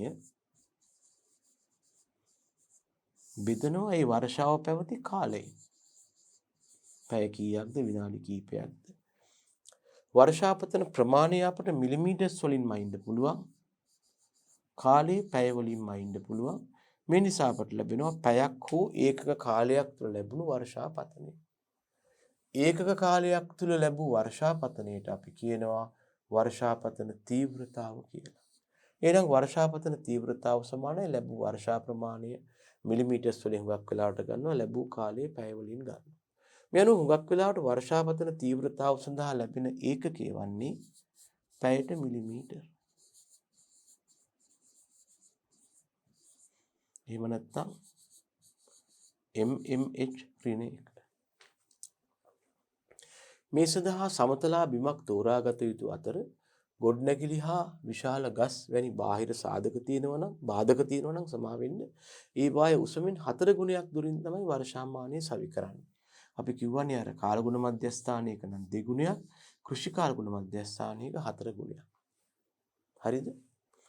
වර්ෂාමානයෙන් ජලය කාන්දු වෙනවද කියලා නිතරම හොයලා බලන්න ඕන.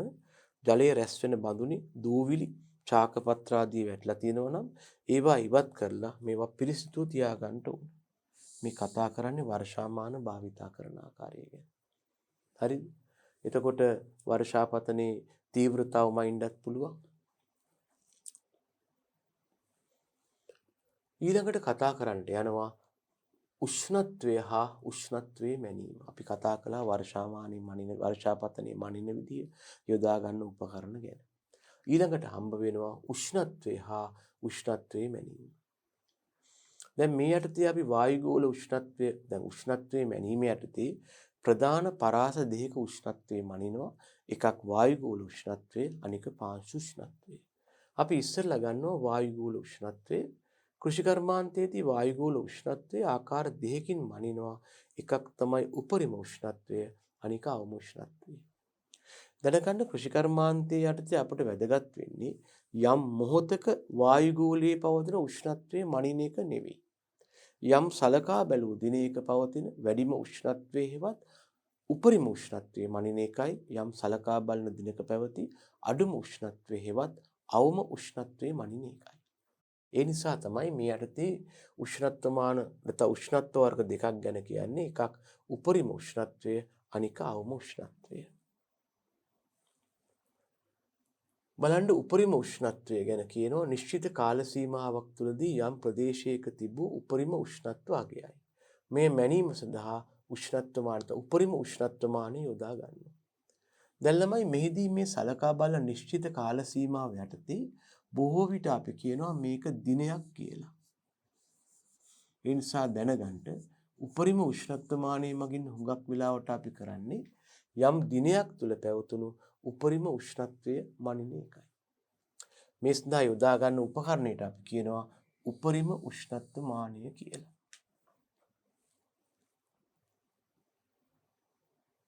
දැන් මෙතන මම පොඩ්ඩක් මතක් කළොත් එහෙම ඔබට මේ උපරිම උෂ්ණත්වමානයේ ක්‍රියාකාරීත්වය ගැන මේ උපරිම උෂ්ණත්වමානයේ ක්‍රියා කරන්නේ බොහෝ දුරට අපේ ඇඟේ උණ බලන උණ කටුවට සමාන්තරවයි. මේකේ තියෙනවා ළමයි මේ වගේ උෂ්ණත්වමාන කඳක්.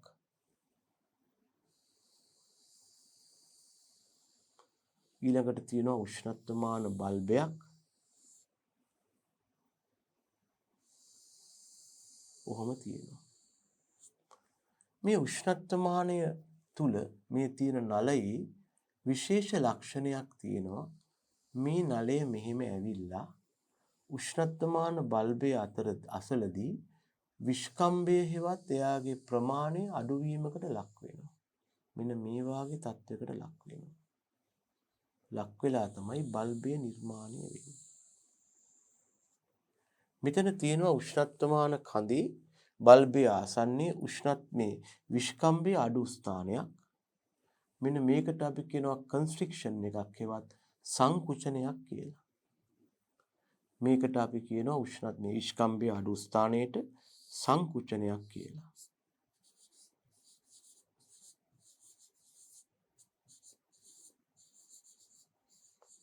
ඉංග්‍රීසියෙන් කියනවා කන්ස්ට්‍රික්ෂන් එකක් කියලා.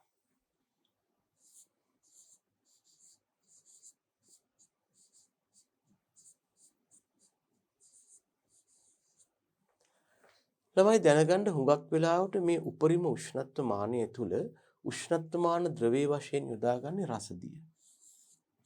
මේකේ උෂ්ණත්ව මාන ද්‍රව්‍ය වෙන්නේ රසදිය බව පැහැදිලි. ඊළඟට ඔයා මේකේ රසදිය පුරවලා යම් දිනක උපරිම උෂ්ණත්වයේ මැනීමට මේක උපරිම උෂ්ණත්ව මානයේ වශයෙන් යම් පැනලයක නැත්නම් යම් ආධාරක ව්‍යුහයක සවි කරලා මේක එල්ලලා තියෙනවා. දැන් මොකද වෙන්නේ? දවසේ උෂ්ණත්වය වැඩි වෙනවත් එක්කම මේ රසදිය කඳ ප්‍රසාරණය වෙනවා. රසදිය කඳ වේගයෙන් ප්‍රසාරණය වෙද්දී මොකද වෙන්නේ? මේ සංකුචනයේ ගාවින් රසදිය දෙකට කැඩෙනවා. කැඩිලා මේ නලයේ දිගේ රසදිය කඳ දවසේ උපරිම උෂ්ණත්වය දක්වා වේගයෙන් ප්‍රසාරණය වෙනවා. මෙතන විස්කම්භය අඩු වෙනවා මෙතනින් කැඩෙනවා. මේ ටිකේ රසදිය නැති වෙන්න පුළුවන්. ආයේ මේකේ තියෙන රසදිය වේගයෙන් ප්‍රසාරණය වෙලා දවසේ උපරිම උෂ්ණත්වය දක්වනවා. රසදිය වලට පුළුවන් උෂ්ණත්වය වැඩි වෙනවත් එක්කම ප්‍රසාරණය වෙන්න. ප්‍රසාරණය වෙලා දවසේ උපරිම උෂ්ණත්වය දක්වා ගමන් කරනවා. මෙතන වෙලා තියෙන්නේ මේ කන්ස්ට්‍රික්ෂන් එකේවත් සංකුචනයේ ගාවින් ප්‍රසාරණයේ වේගවත් හින්දා රසදිය කඳ කැඩෙනවා. කැඩලා තමයි මේක උපරිම උෂ්ණත්වයක් දක්වා ගමන් කරන්නේ. හැබැයි මේ උෂ්ණත්වයේ වැඩි වෙන අතරතුර මොකක් හරි හේතුවක් හින්දා උෂ්ණත්වය අඩු වුණත් මේ රසදිය කඳට සංකෝචනය වෙන්න ඉඩක් නැහැ. මොකද මේ සංකුචනයේ ගාවින් ඒක කැඩලා තියෙනවා. ඒ නිසා මේ රසදිය ටික වෙනම මේ බල්බයට සංකෝචනය වෙනවා. හැබැයි මෙතනින් කැඩලා තියෙන හන්ද මේගොල්ලන්ට සංකෝචනය වෙන්න බෑ. ඒ නිසා උණ කටුව වගේ මොකද වෙන්නේ?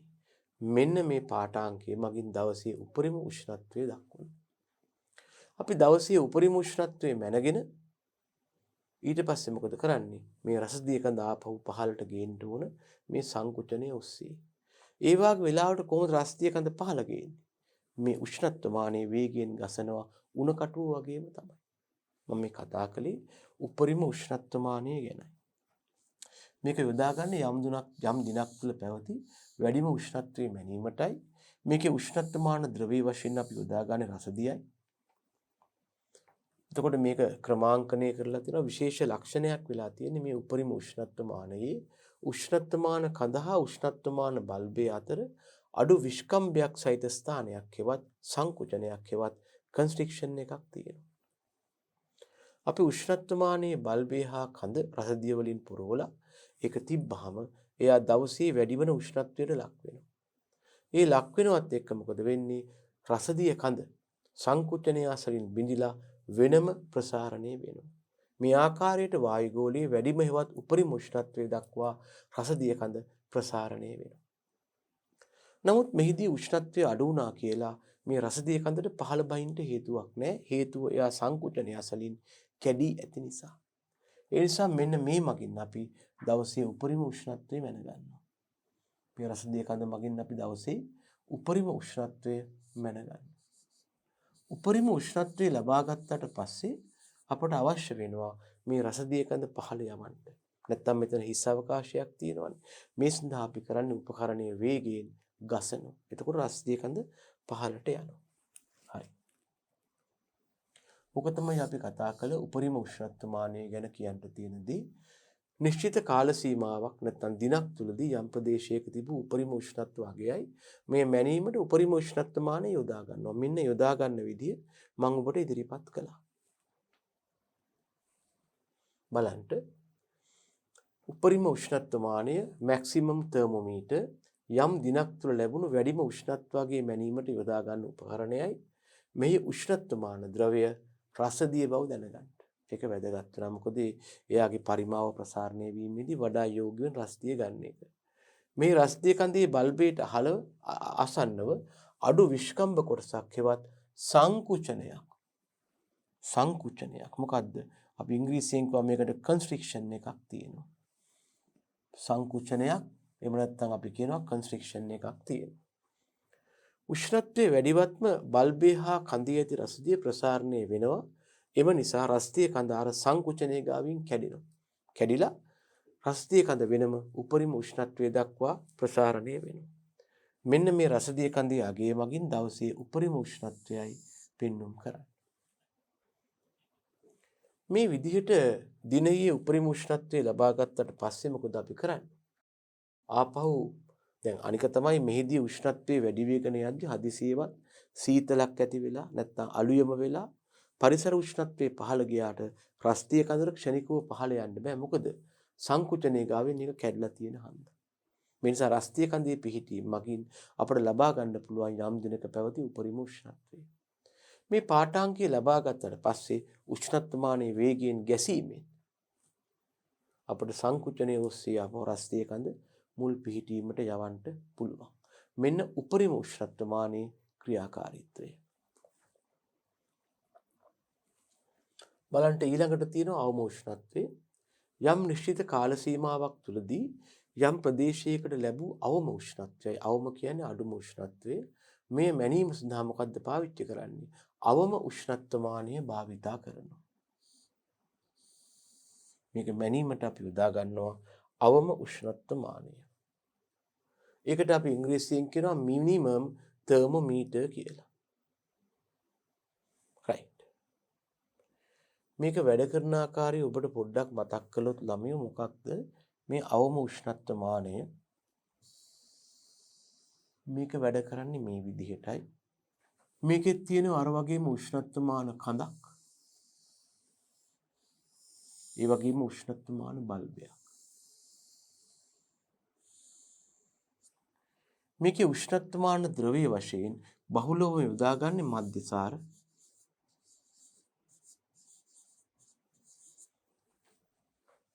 මේකේ උෂ්ණත්වමාන කඳ තුල මේ විදිහට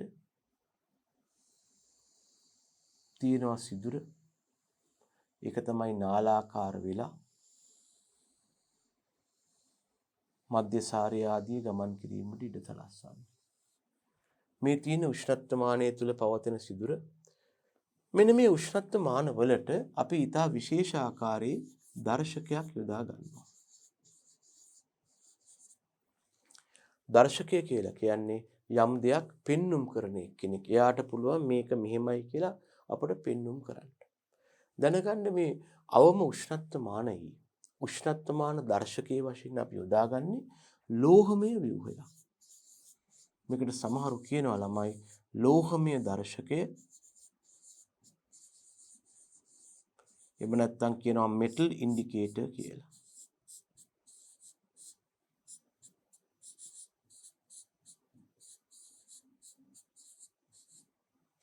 මේකේ තියෙනවා ලෝහමය දර්ශකයක් හෙවත් මෙටල් ඉන්ඩිකේටර් එකක්. ඒක මම ටිකක් විශාල කරලා ඇඳුත් ළමයි මෙන්න මේ වගේ කෙනෙක් ওই ලෝහමය දර්ශකය. මතක තියාගන්න ඒක. ලෝහමය දර්ශකය කියන එක කියනවා මේ වගේ සිලින්ඩ්‍රාකාර හැඩයයි තමයි බහුලවම ඉන්නේ දිගින් වැඩි ටිකක්. මේක මැද තියෙනවා මෙන්න මේ වගේ කුහරයක් හෙවත් සිදුරක්. මේ සිදුර දිගටම මේක ඇතුලින් තියෙනවා. මේ තියෙන සිදුර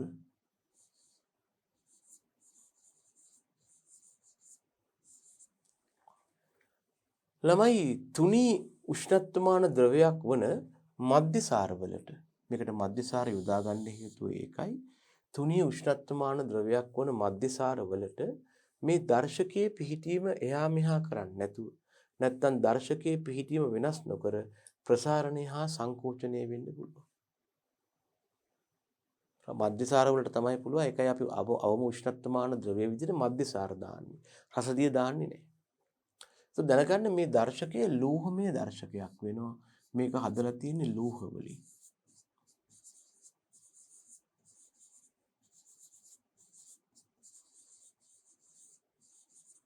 සමහර වෙලාවට මේ දර්ශකය උෂ්ණත්වමානයට දාපුවාම මේ විදිහටයි තියෙන්නේ. මේක ගුරුත්වයට ටක් ගාලා වැටෙන්න පුළුවන්. ඒක වළක්වන්න සමහර දර්ශකවලට මෙහෙම දුන්නක් තියෙනවා. ලෝහමය දුන්නක් තියෙනවා. මේක ගිහිල්ලා උෂ්ණත්වමාන බිත්තියේ තද වෙලා ඒක පහළට කඩා වැටෙන එක නැත්තම් උෂ්ණත්වමානයේ දර්ශකයේ පහළට වෙන් වෙන එක වළක්වනවා. අපි කරන්නේ මේකයි. මෙන්න මේ දැන් මේක විතර විශේෂ ලෝහමය දර්ශකයක්. ලෝහමය දර්ශකයක්. ඒක සිදුරක් තියෙනවා. ඒක ඊටාම සියුම් සිදුරක්.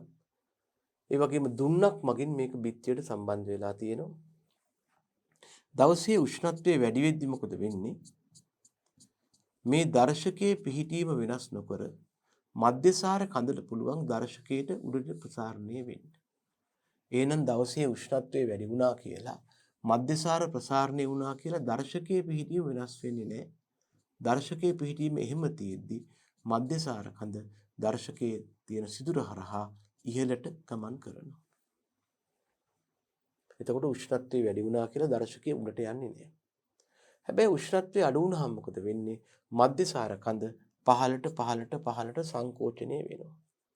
ඔහොම සංකෝචනය වෙලා මේ මධ්‍යසාර කඳ ළඟා වෙනවා මේ දර්ශකයේ මේ රසදී සහිත මධ්‍යසාර කඳ ළඟා වෙනවා දර්ශකයේ වෙතට. දැන් මෙහෙම තියෙනවා දර්ශකයේ බිත්ති. මේ උෂ්ණත්වමානී බිත්ති. මෙන්න තියෙනවා ලෝහමය දර්ශකය.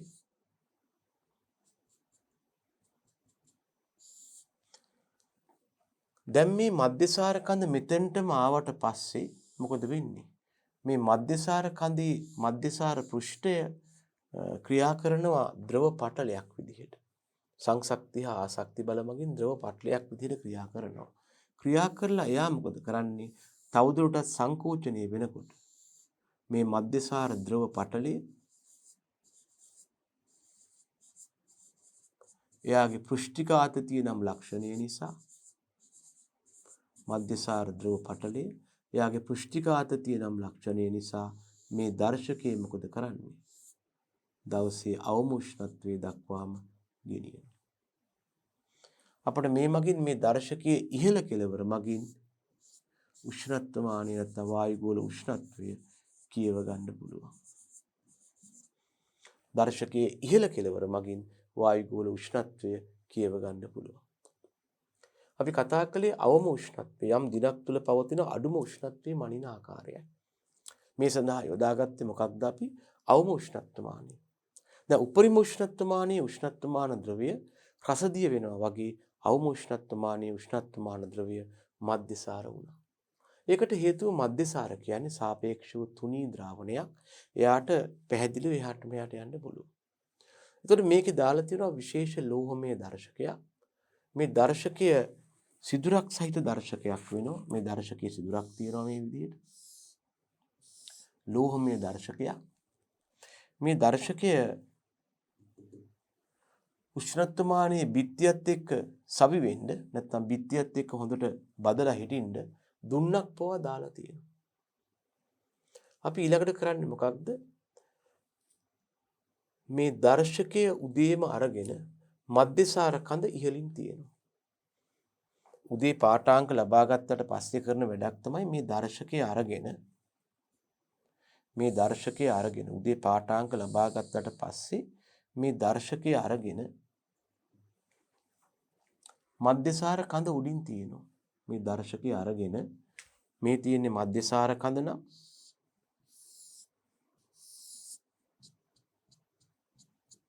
දර්ශකයේ අරගෙන මධ්‍යසාර කඳ උඩින්ම තියෙනවා. මේ විදිහට. මේක ලෝහමය දර්ශකයක්. මැද සිදුරක් තියෙනවා මෙහිම. මේ තියෙන දර්ශකය. දැන් ඔබ දන්නවා මධ්‍යසාර කියන්නේ අඩු ඝනත්වයක් සහිත හේවත් තුනී ද්‍රවයක් කියලා. ඒ නිසා මධ්‍යසාර වලට පුළුවන් මේ වීදුරු නලය තුල මේ දර්ශකයේ පිහිටීම වෙනස් කරන්නේ නැතුව දර්ශකයෙන් උඩට උනත් ප්‍රසාරණය වෙන්න. ඒ නිසා දර්ශකයේ හරහා මධ්‍යසාර ගමන් කරන නිසා දවසේ උෂ්ණත්වය වැඩි වෙලා මධ්‍යසාර කඳ ප්‍රසාරණය වුණා කියලා මේ ලෝහමය දර්ශකයේ ඉහළ ගමන් කරන්නේ නැහැ. නමුත් දවසේ උෂ්ණත්වය අඩු වෙනවත් එක්ක මොකද වෙන්නේ? මධ්‍යසාර කඳ සංකෝචනය වෙනවා. දැන් මේ විදිහට මධ්‍යසාර කඳ සංකෝචනය වෙලා පහළට එනවා. දැන් මෙතන ඉන්නවා දර්ශකය. මෙතන ඉන්නවා දර්ශකය. මේ දර්ශකය මෙතන ඉන්නවා. පහළට ඇවිල්ලා මධ්‍යසාර කඳ මෙතනට ආවට පස්සේ මොකද වෙන්නේ? මේ මධ්‍යසාර කඳ ක්‍රියා කරනවා ද්‍රව පටලයක් විදිහට. නිකන් රබානක පටලයක් වගේ ද්‍රව පටලයක් විදිහට ක්‍රියා කරලා මධ්‍යසාර තවදුරටත් සංකෝචනය වෙනකොට දර්ශකයත් පහළට ඇදගෙන එනවා. කොතන දක්වාද? දවසේ අවම උෂ්ණත්වයේ දක්වා. මධ්‍යසාර කඳට වැඩි වෙන්න පුළුවන්, අඩු වෙන්න බෑ. දර්ශකයේ අදිනවා ආපහු. මෙන්න මේ මධ්‍යසාර කඳ පල්ලෙහාට ඇදගෙන ඇවිල්ලා දර්ශකයේ ඉහළ රේඛාව මගින් දවසේ අවම උෂ්ණත්වයේ පෙන්වුම් කරනවා. අපි කිව්වා දිනපතා පාඨාංක ලබා ගත්තට පස්සේ උපරිම උෂ්ණත්වමානයේ නම් උෂ්ණත්වමානයේ වේගයෙන් ගැසීමෙන් සංකුචනය හරහා රසදිය කඳට ගලා යන්න දෙන්න ඕන.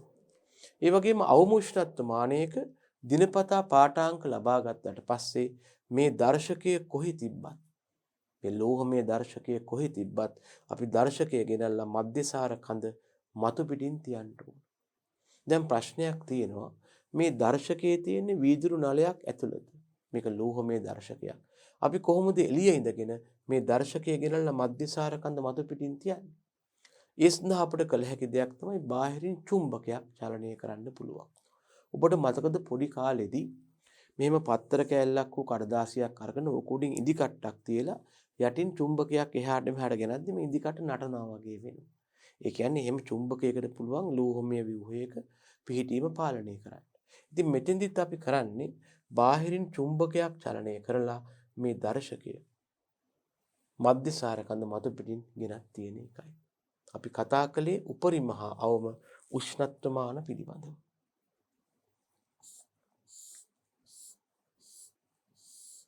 මේ අර්ථයේ කියලා තියෙනවා යම් නිශ්චිත කාල සීමාවක් තුළදී යම් නිශ්චිත ප්‍රදේශයකට ලැබූ අවම උෂ්ණත්වය තමයි අවම උෂ්ණත්වය කියන්නේ. මේක මැනීමට අවම උෂ්ණත්වමානය භාවිතා කරනවා. ඒක භාවිතා කරන ආකාරයේදී විහැටි තමයි මම මේ පොඩ්ඩක් ඔබට මතක් කළේ.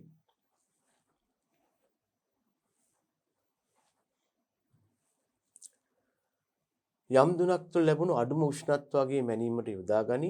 උෂ්ණත්වයේ වැඩි වෙත්ම උෂ්ණත්වමාන ද්‍රවය වන තුනී මධ්‍යසාර ලෝහමය දර්ශකයේ සිදුරු ඔස්සේ එහි පිහිටීම වෙනස් නොකර ඉහළට ගමන් කරනවා. අපි පෙන්වන්නේ උෂ්ණත්වයේ අඩුවත්ම මධ්‍යසාර කඳ සංකෝචනය වෙනවා, ඇකිලෙනවා. මෙහිදී මධ්‍යසාර කඳේ ද්‍රව මට්ටමේ පෘෂ්ඨික ආතතිය.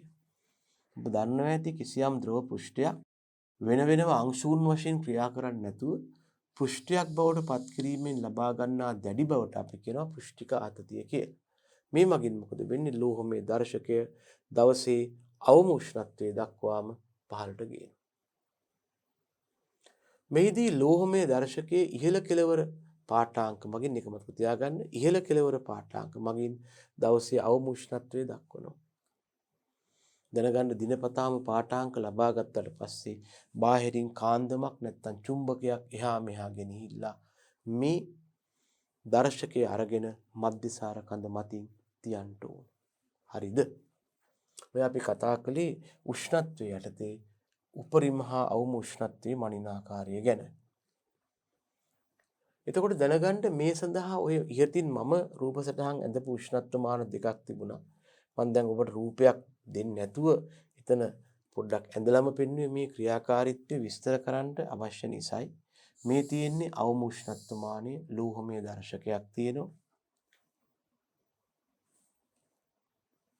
ඊළඟට මේ තියෙන්නේ උපරිම උෂ්ණත්වමානයේ. මේක නම් ලෝහමය දර්ශකයක් නැහැ, නමුත් සංකුචනයක් තියෙනවා. උපරිම උෂ්ණත්වමානයේ උෂ්ණත්වමාන ද්‍රව්‍ය රසදිය වෙනවා. මේකේ ලෝහමය දර්ශකයක් නැහැ, සංකුචනයක් තියෙනවා. අප විසින් උපකරණයේ පාඨාංග ගත්තට පස්සේ රසදිය කඳ පහළ ගේන්නේ උපකරණයේ වේගයෙන් ගැසීම වගේ. ඊළඟට හම්බ වුණේ අවම උෂ්ණත්වමානය.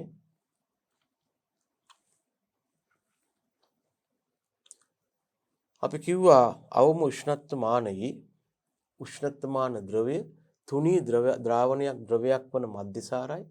හේතුව උෂ්ණත්වමාන තුල තියෙනවා ලෝහමය දර්ශකයක්. මේ දර්ශකයේ පිහිටීම මතයි අපි වායුගෝල උෂ්ණත්වය ගැන කතා කරන්නේ. ඊළඟට අපි ඒක වැඩ කරන ආකාරය ඔබට රූපයක් මගින් ඉදිරිපත් කළා. විස්තරයකුත් දුන්නා. ඊළඟට දැනගන්න මේ දෛනිකව දිනපතාම උපරිම උෂ්ණත්වමානයේ අගය ලබා ගන්නවා. අවම උෂ්ණත්වමානයේ අගය ලබාගෙන ඒක දෙකෙන් වැඩි කරපුවාම දෛනික සාමාන්‍ය උෂ්ණත්වය ලැබෙනවා. මේ වගින් දක්වන්නේ යම් දිනක් නියෝජනය වන උෂ්ණත්ව අගයයි. දෛනික උෂ්ණත්ව අගය ඉහත අගයන් භාවිත කිරීමෙන් මාසික වාර්ෂික සාමාන්‍ය උෂ්ණත්ව අගය ලබා ගන්න පුළුවන්. මේ දෛනික උෂ්ණත්ව අගය කියන අගය භාවිතා කරලා අපට මාසික උෂ්ණත්වය හොයන්නත් පුළුවන්, වාර්ෂික උෂ්ණත්වය හොයන්නත් පුළුවන්. මාසික උෂ්ණත්වය හොයන්නේ මෙහෙමයි. අපට පුළුවන් මේ මාසික සාමාන්‍ය උෂ්ණත්වයයි මේ කියන්නේ. අපට පුළුවන් මෙතන දක්වන්නට මාසික සාමාන්‍ය උෂ්ණත්වයේ සමානයි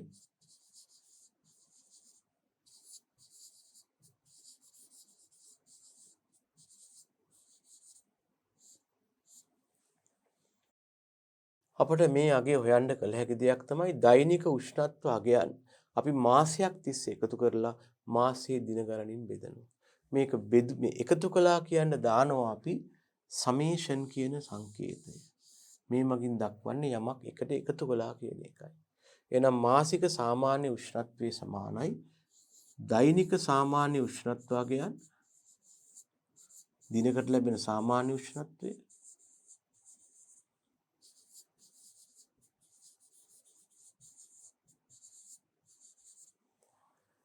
දෛනික සාමාන්‍ය උෂ්ණත්වය බෙදනවා. නැත්නම් සාමාන්‍ය උෂ්ණත්වය අගයන්ගේ එකතුව මාසයක් තිස්සේ මට මෙතන හැදිය හැකි මාසයක් තුල කියලා.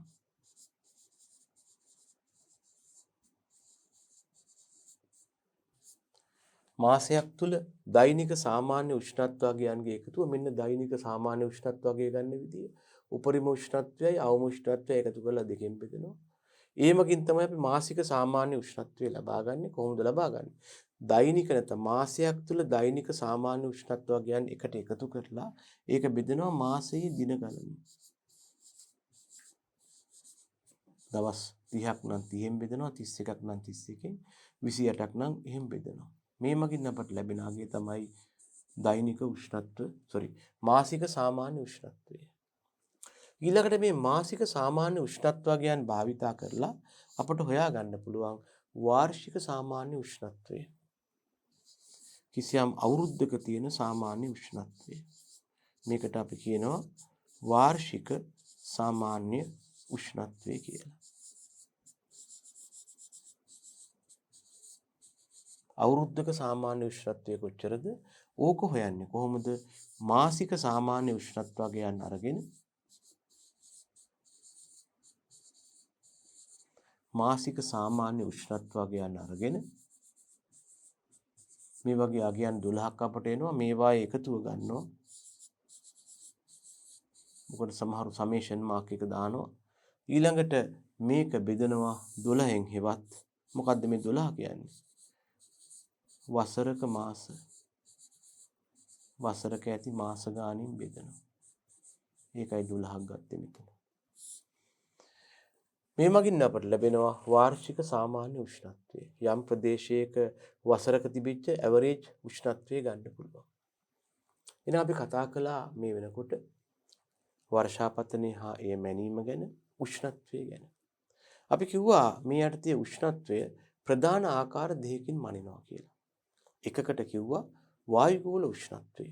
හැබැයි අපි කිව්වා වායුගෝල උෂ්ණත්වය මැනීමේදී අපි යම් ස්ථානයක නැත්නම් යම් අවස්ථාවක පවතින උෂ්ණත්වය නෙමෙයි අපිට වැදගත් වෙන්නේ.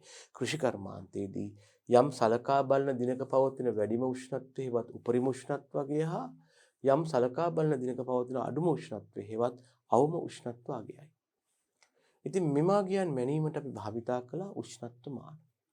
මේදී උපරිම උෂ්ණත්වයේ මැනීමට යොදාගත්ත උපරිම උෂ්ණත්ව මානය එහි උෂ්ණත්ව මාන ද්‍රව්‍ය උනේ රසදියයි.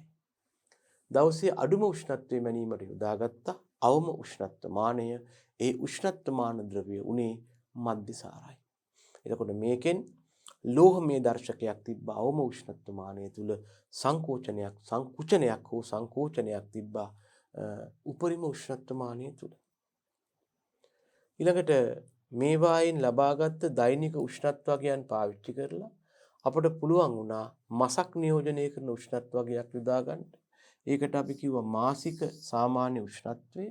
ඒ වගේම වසරක් නියෝජනය වෙන්නත් මේ වගේ අගයක් ගන්න පුළුවන් වුණා වාර්ෂික සාමාන්‍ය උෂ්ණත්වය කියලා.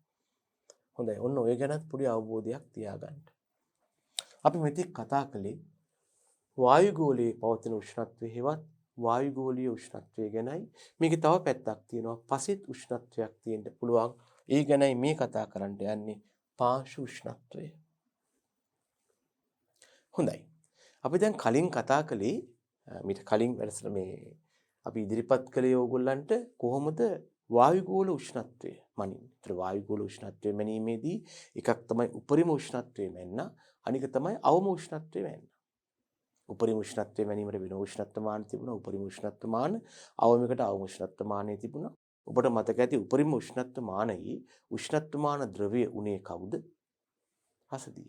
අවම උෂ්ණත්වමාන එකේ උෂ්ණත්වමාන ද්‍රව්‍ය උනේ මධ්‍යසාර. මීට අමතරව අපට අවශ්‍ය වෙනවා සමහර වෙලාවට පසේ තියෙන උෂ්ණත්වය මැනීමට. කෘෂිකර්මාන්තයේදී භෝග වගාවේදී වායුගෝල උෂ්ණත්වය වගේම පසේ උෂ්ණත්වයත් වැදගත් වෙනවා.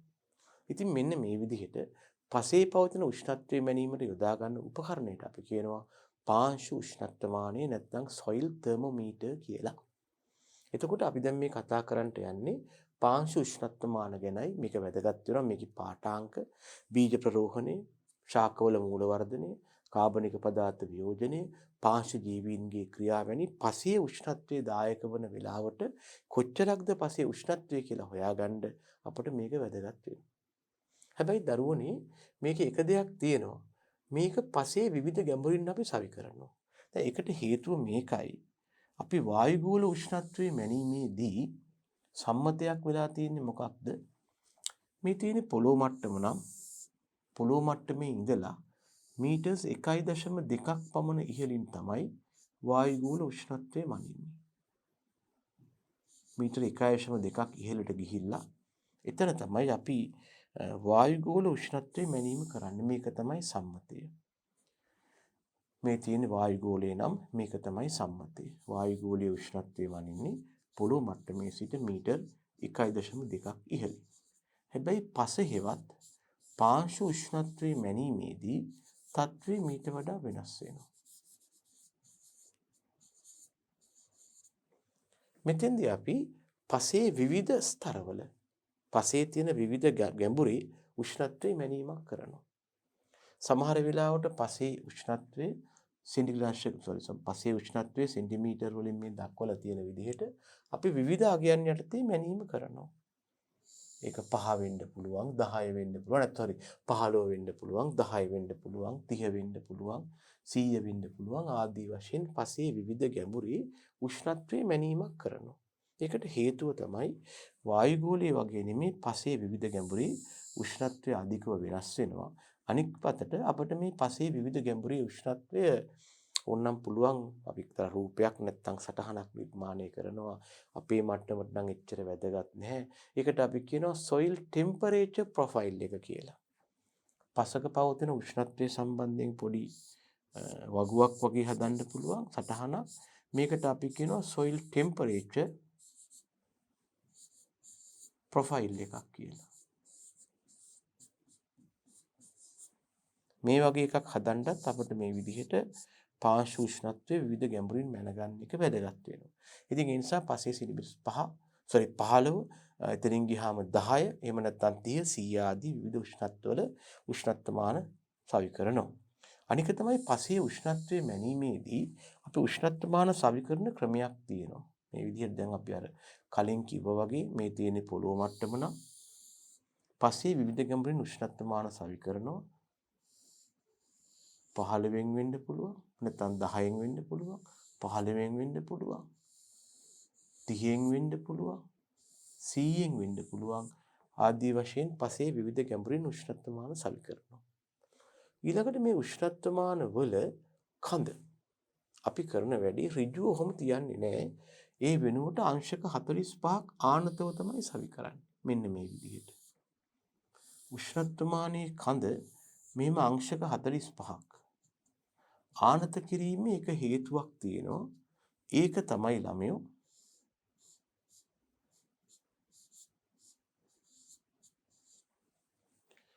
අපි පාඨාංක ලබා ගන්න හිටගෙනනේ. හිටගෙන පාඨාංක ගත්තාම මේ පොළවේ දැන් මෙහෙම හිතන්නකො මෙහෙම තියෙන්නේ අපි ඉන්නේ මෙහෙමනේ.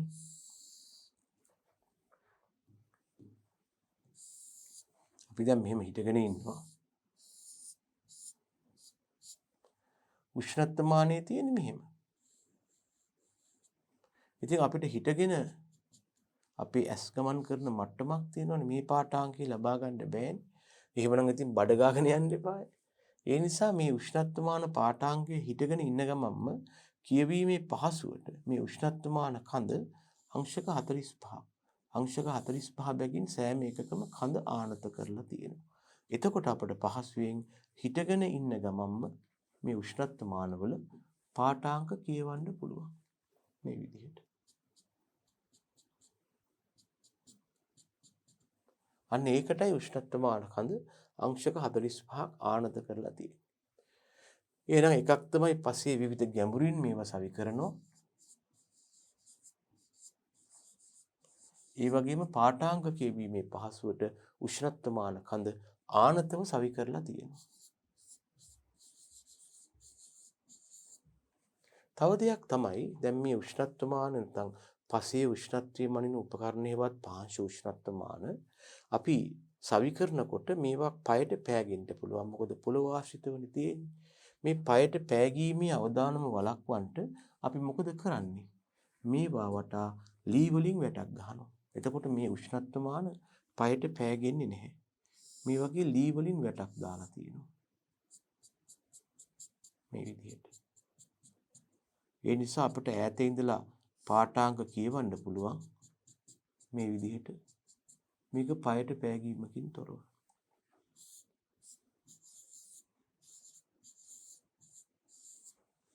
පයට පෑගීමේ අවදානම වළක්වන්නට අපි ලී වැටක් යොදාගෙනයි උෂ්ණත්වමානයේ පාංශ උෂ්ණත්වමාන වල පාඨාංක හසුරුවන්නේ. අපි මේ කතා කළේ පාංශ උෂ්ණත්වමාන පිළිබඳව. අපි කිව්වා පසේ උෂ්ණත්වයේ මැනීමට භාවිතා වෙනවා. මේවා පසේ විවිධ ගැඹුරින් සවි කරනවා. සෙන්ටිමීටර් 10, 15, 30, 100 ආදී වශයෙන් පයට පෑගෙන එක වළක්වන්නට ලී වැටක් ගහලා තියෙනවා. මේ විදිහට ලී වැටක් ගහලා තියෙනවා. පහසුවෙන් පාඨාංග කියවන්න උෂ්ණත්වමාන කඳ අංශක 45ක් ආනත කරලා තියෙනවා. තව විශේෂ දෙයක් තියෙනවා.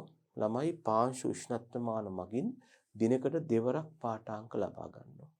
එක පාඨාංකයක් ලබා ගන්නවා උදේ 8:30ට, අනෙක් පාඨාංකය ලබා ගන්නවා සවස් 3:30ට.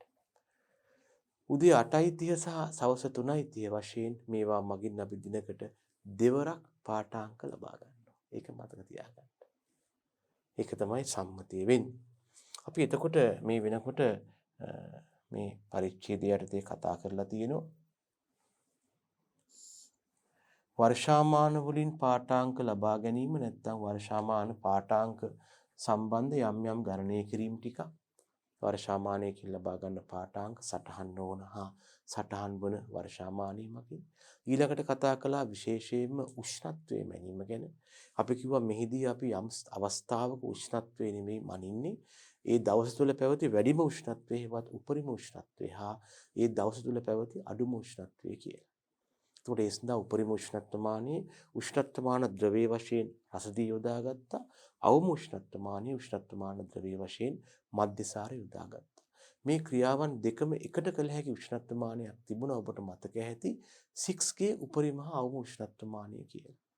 ඒකට වඩා අපි යොදාගන්නේ වෙනම උපරිම උෂ්ණත්වයේ මනින රසදී යෙදු සංකුචනයක් සහිත උෂ්ණත්වමානය වෙනම අවම උෂ්ණත්වයේ මනින මධ්‍යසාරයේ යෙදු ලෝහමය දර්ශකයක් සහිත උෂ්ණත්වමානය. ඊළඟට කතා කළා උෂ්ණත්වයේ කෘෂිකර්මයේදී දෙකකින්ම අයිනවා විද්‍යයකින්. අනික තමයි පාංශු උෂ්ණත්වය හේවත් පසේ උෂ්ණත්වය මැනීම. ඒ සඳහා යොදාගත්ත පාංශු උෂ්ණත්ව මානය අපි ඒ ගැන තමයි මේ කතා කළේ. විශේෂත්වයක් තිබ්බා වර්ෂාමාන මගින් ඒ වගේම උපරිම හා අවම උෂ්ණත්ව මාන මගින් මේ දක්වා කතා කරපු දිනකට වරක් උදේ 8:30ට තමයි පාඨාංක ලබා ගන්න. දිනපතාම උදේ 8:30ට තමයි පාඨාංක ලබා ගන්න. හැබැයි විශේෂත්වයක් තිබ්බා. මේ දැන් කතා කරපු පාංශු උෂ්ණත්ව මානය මගින් දිනපතා උදේ 8:30ටයි සවස 3:30ටයි වශයෙන් දිනකට දෙවරක් පාඨාංක ලබා ගන්නවා.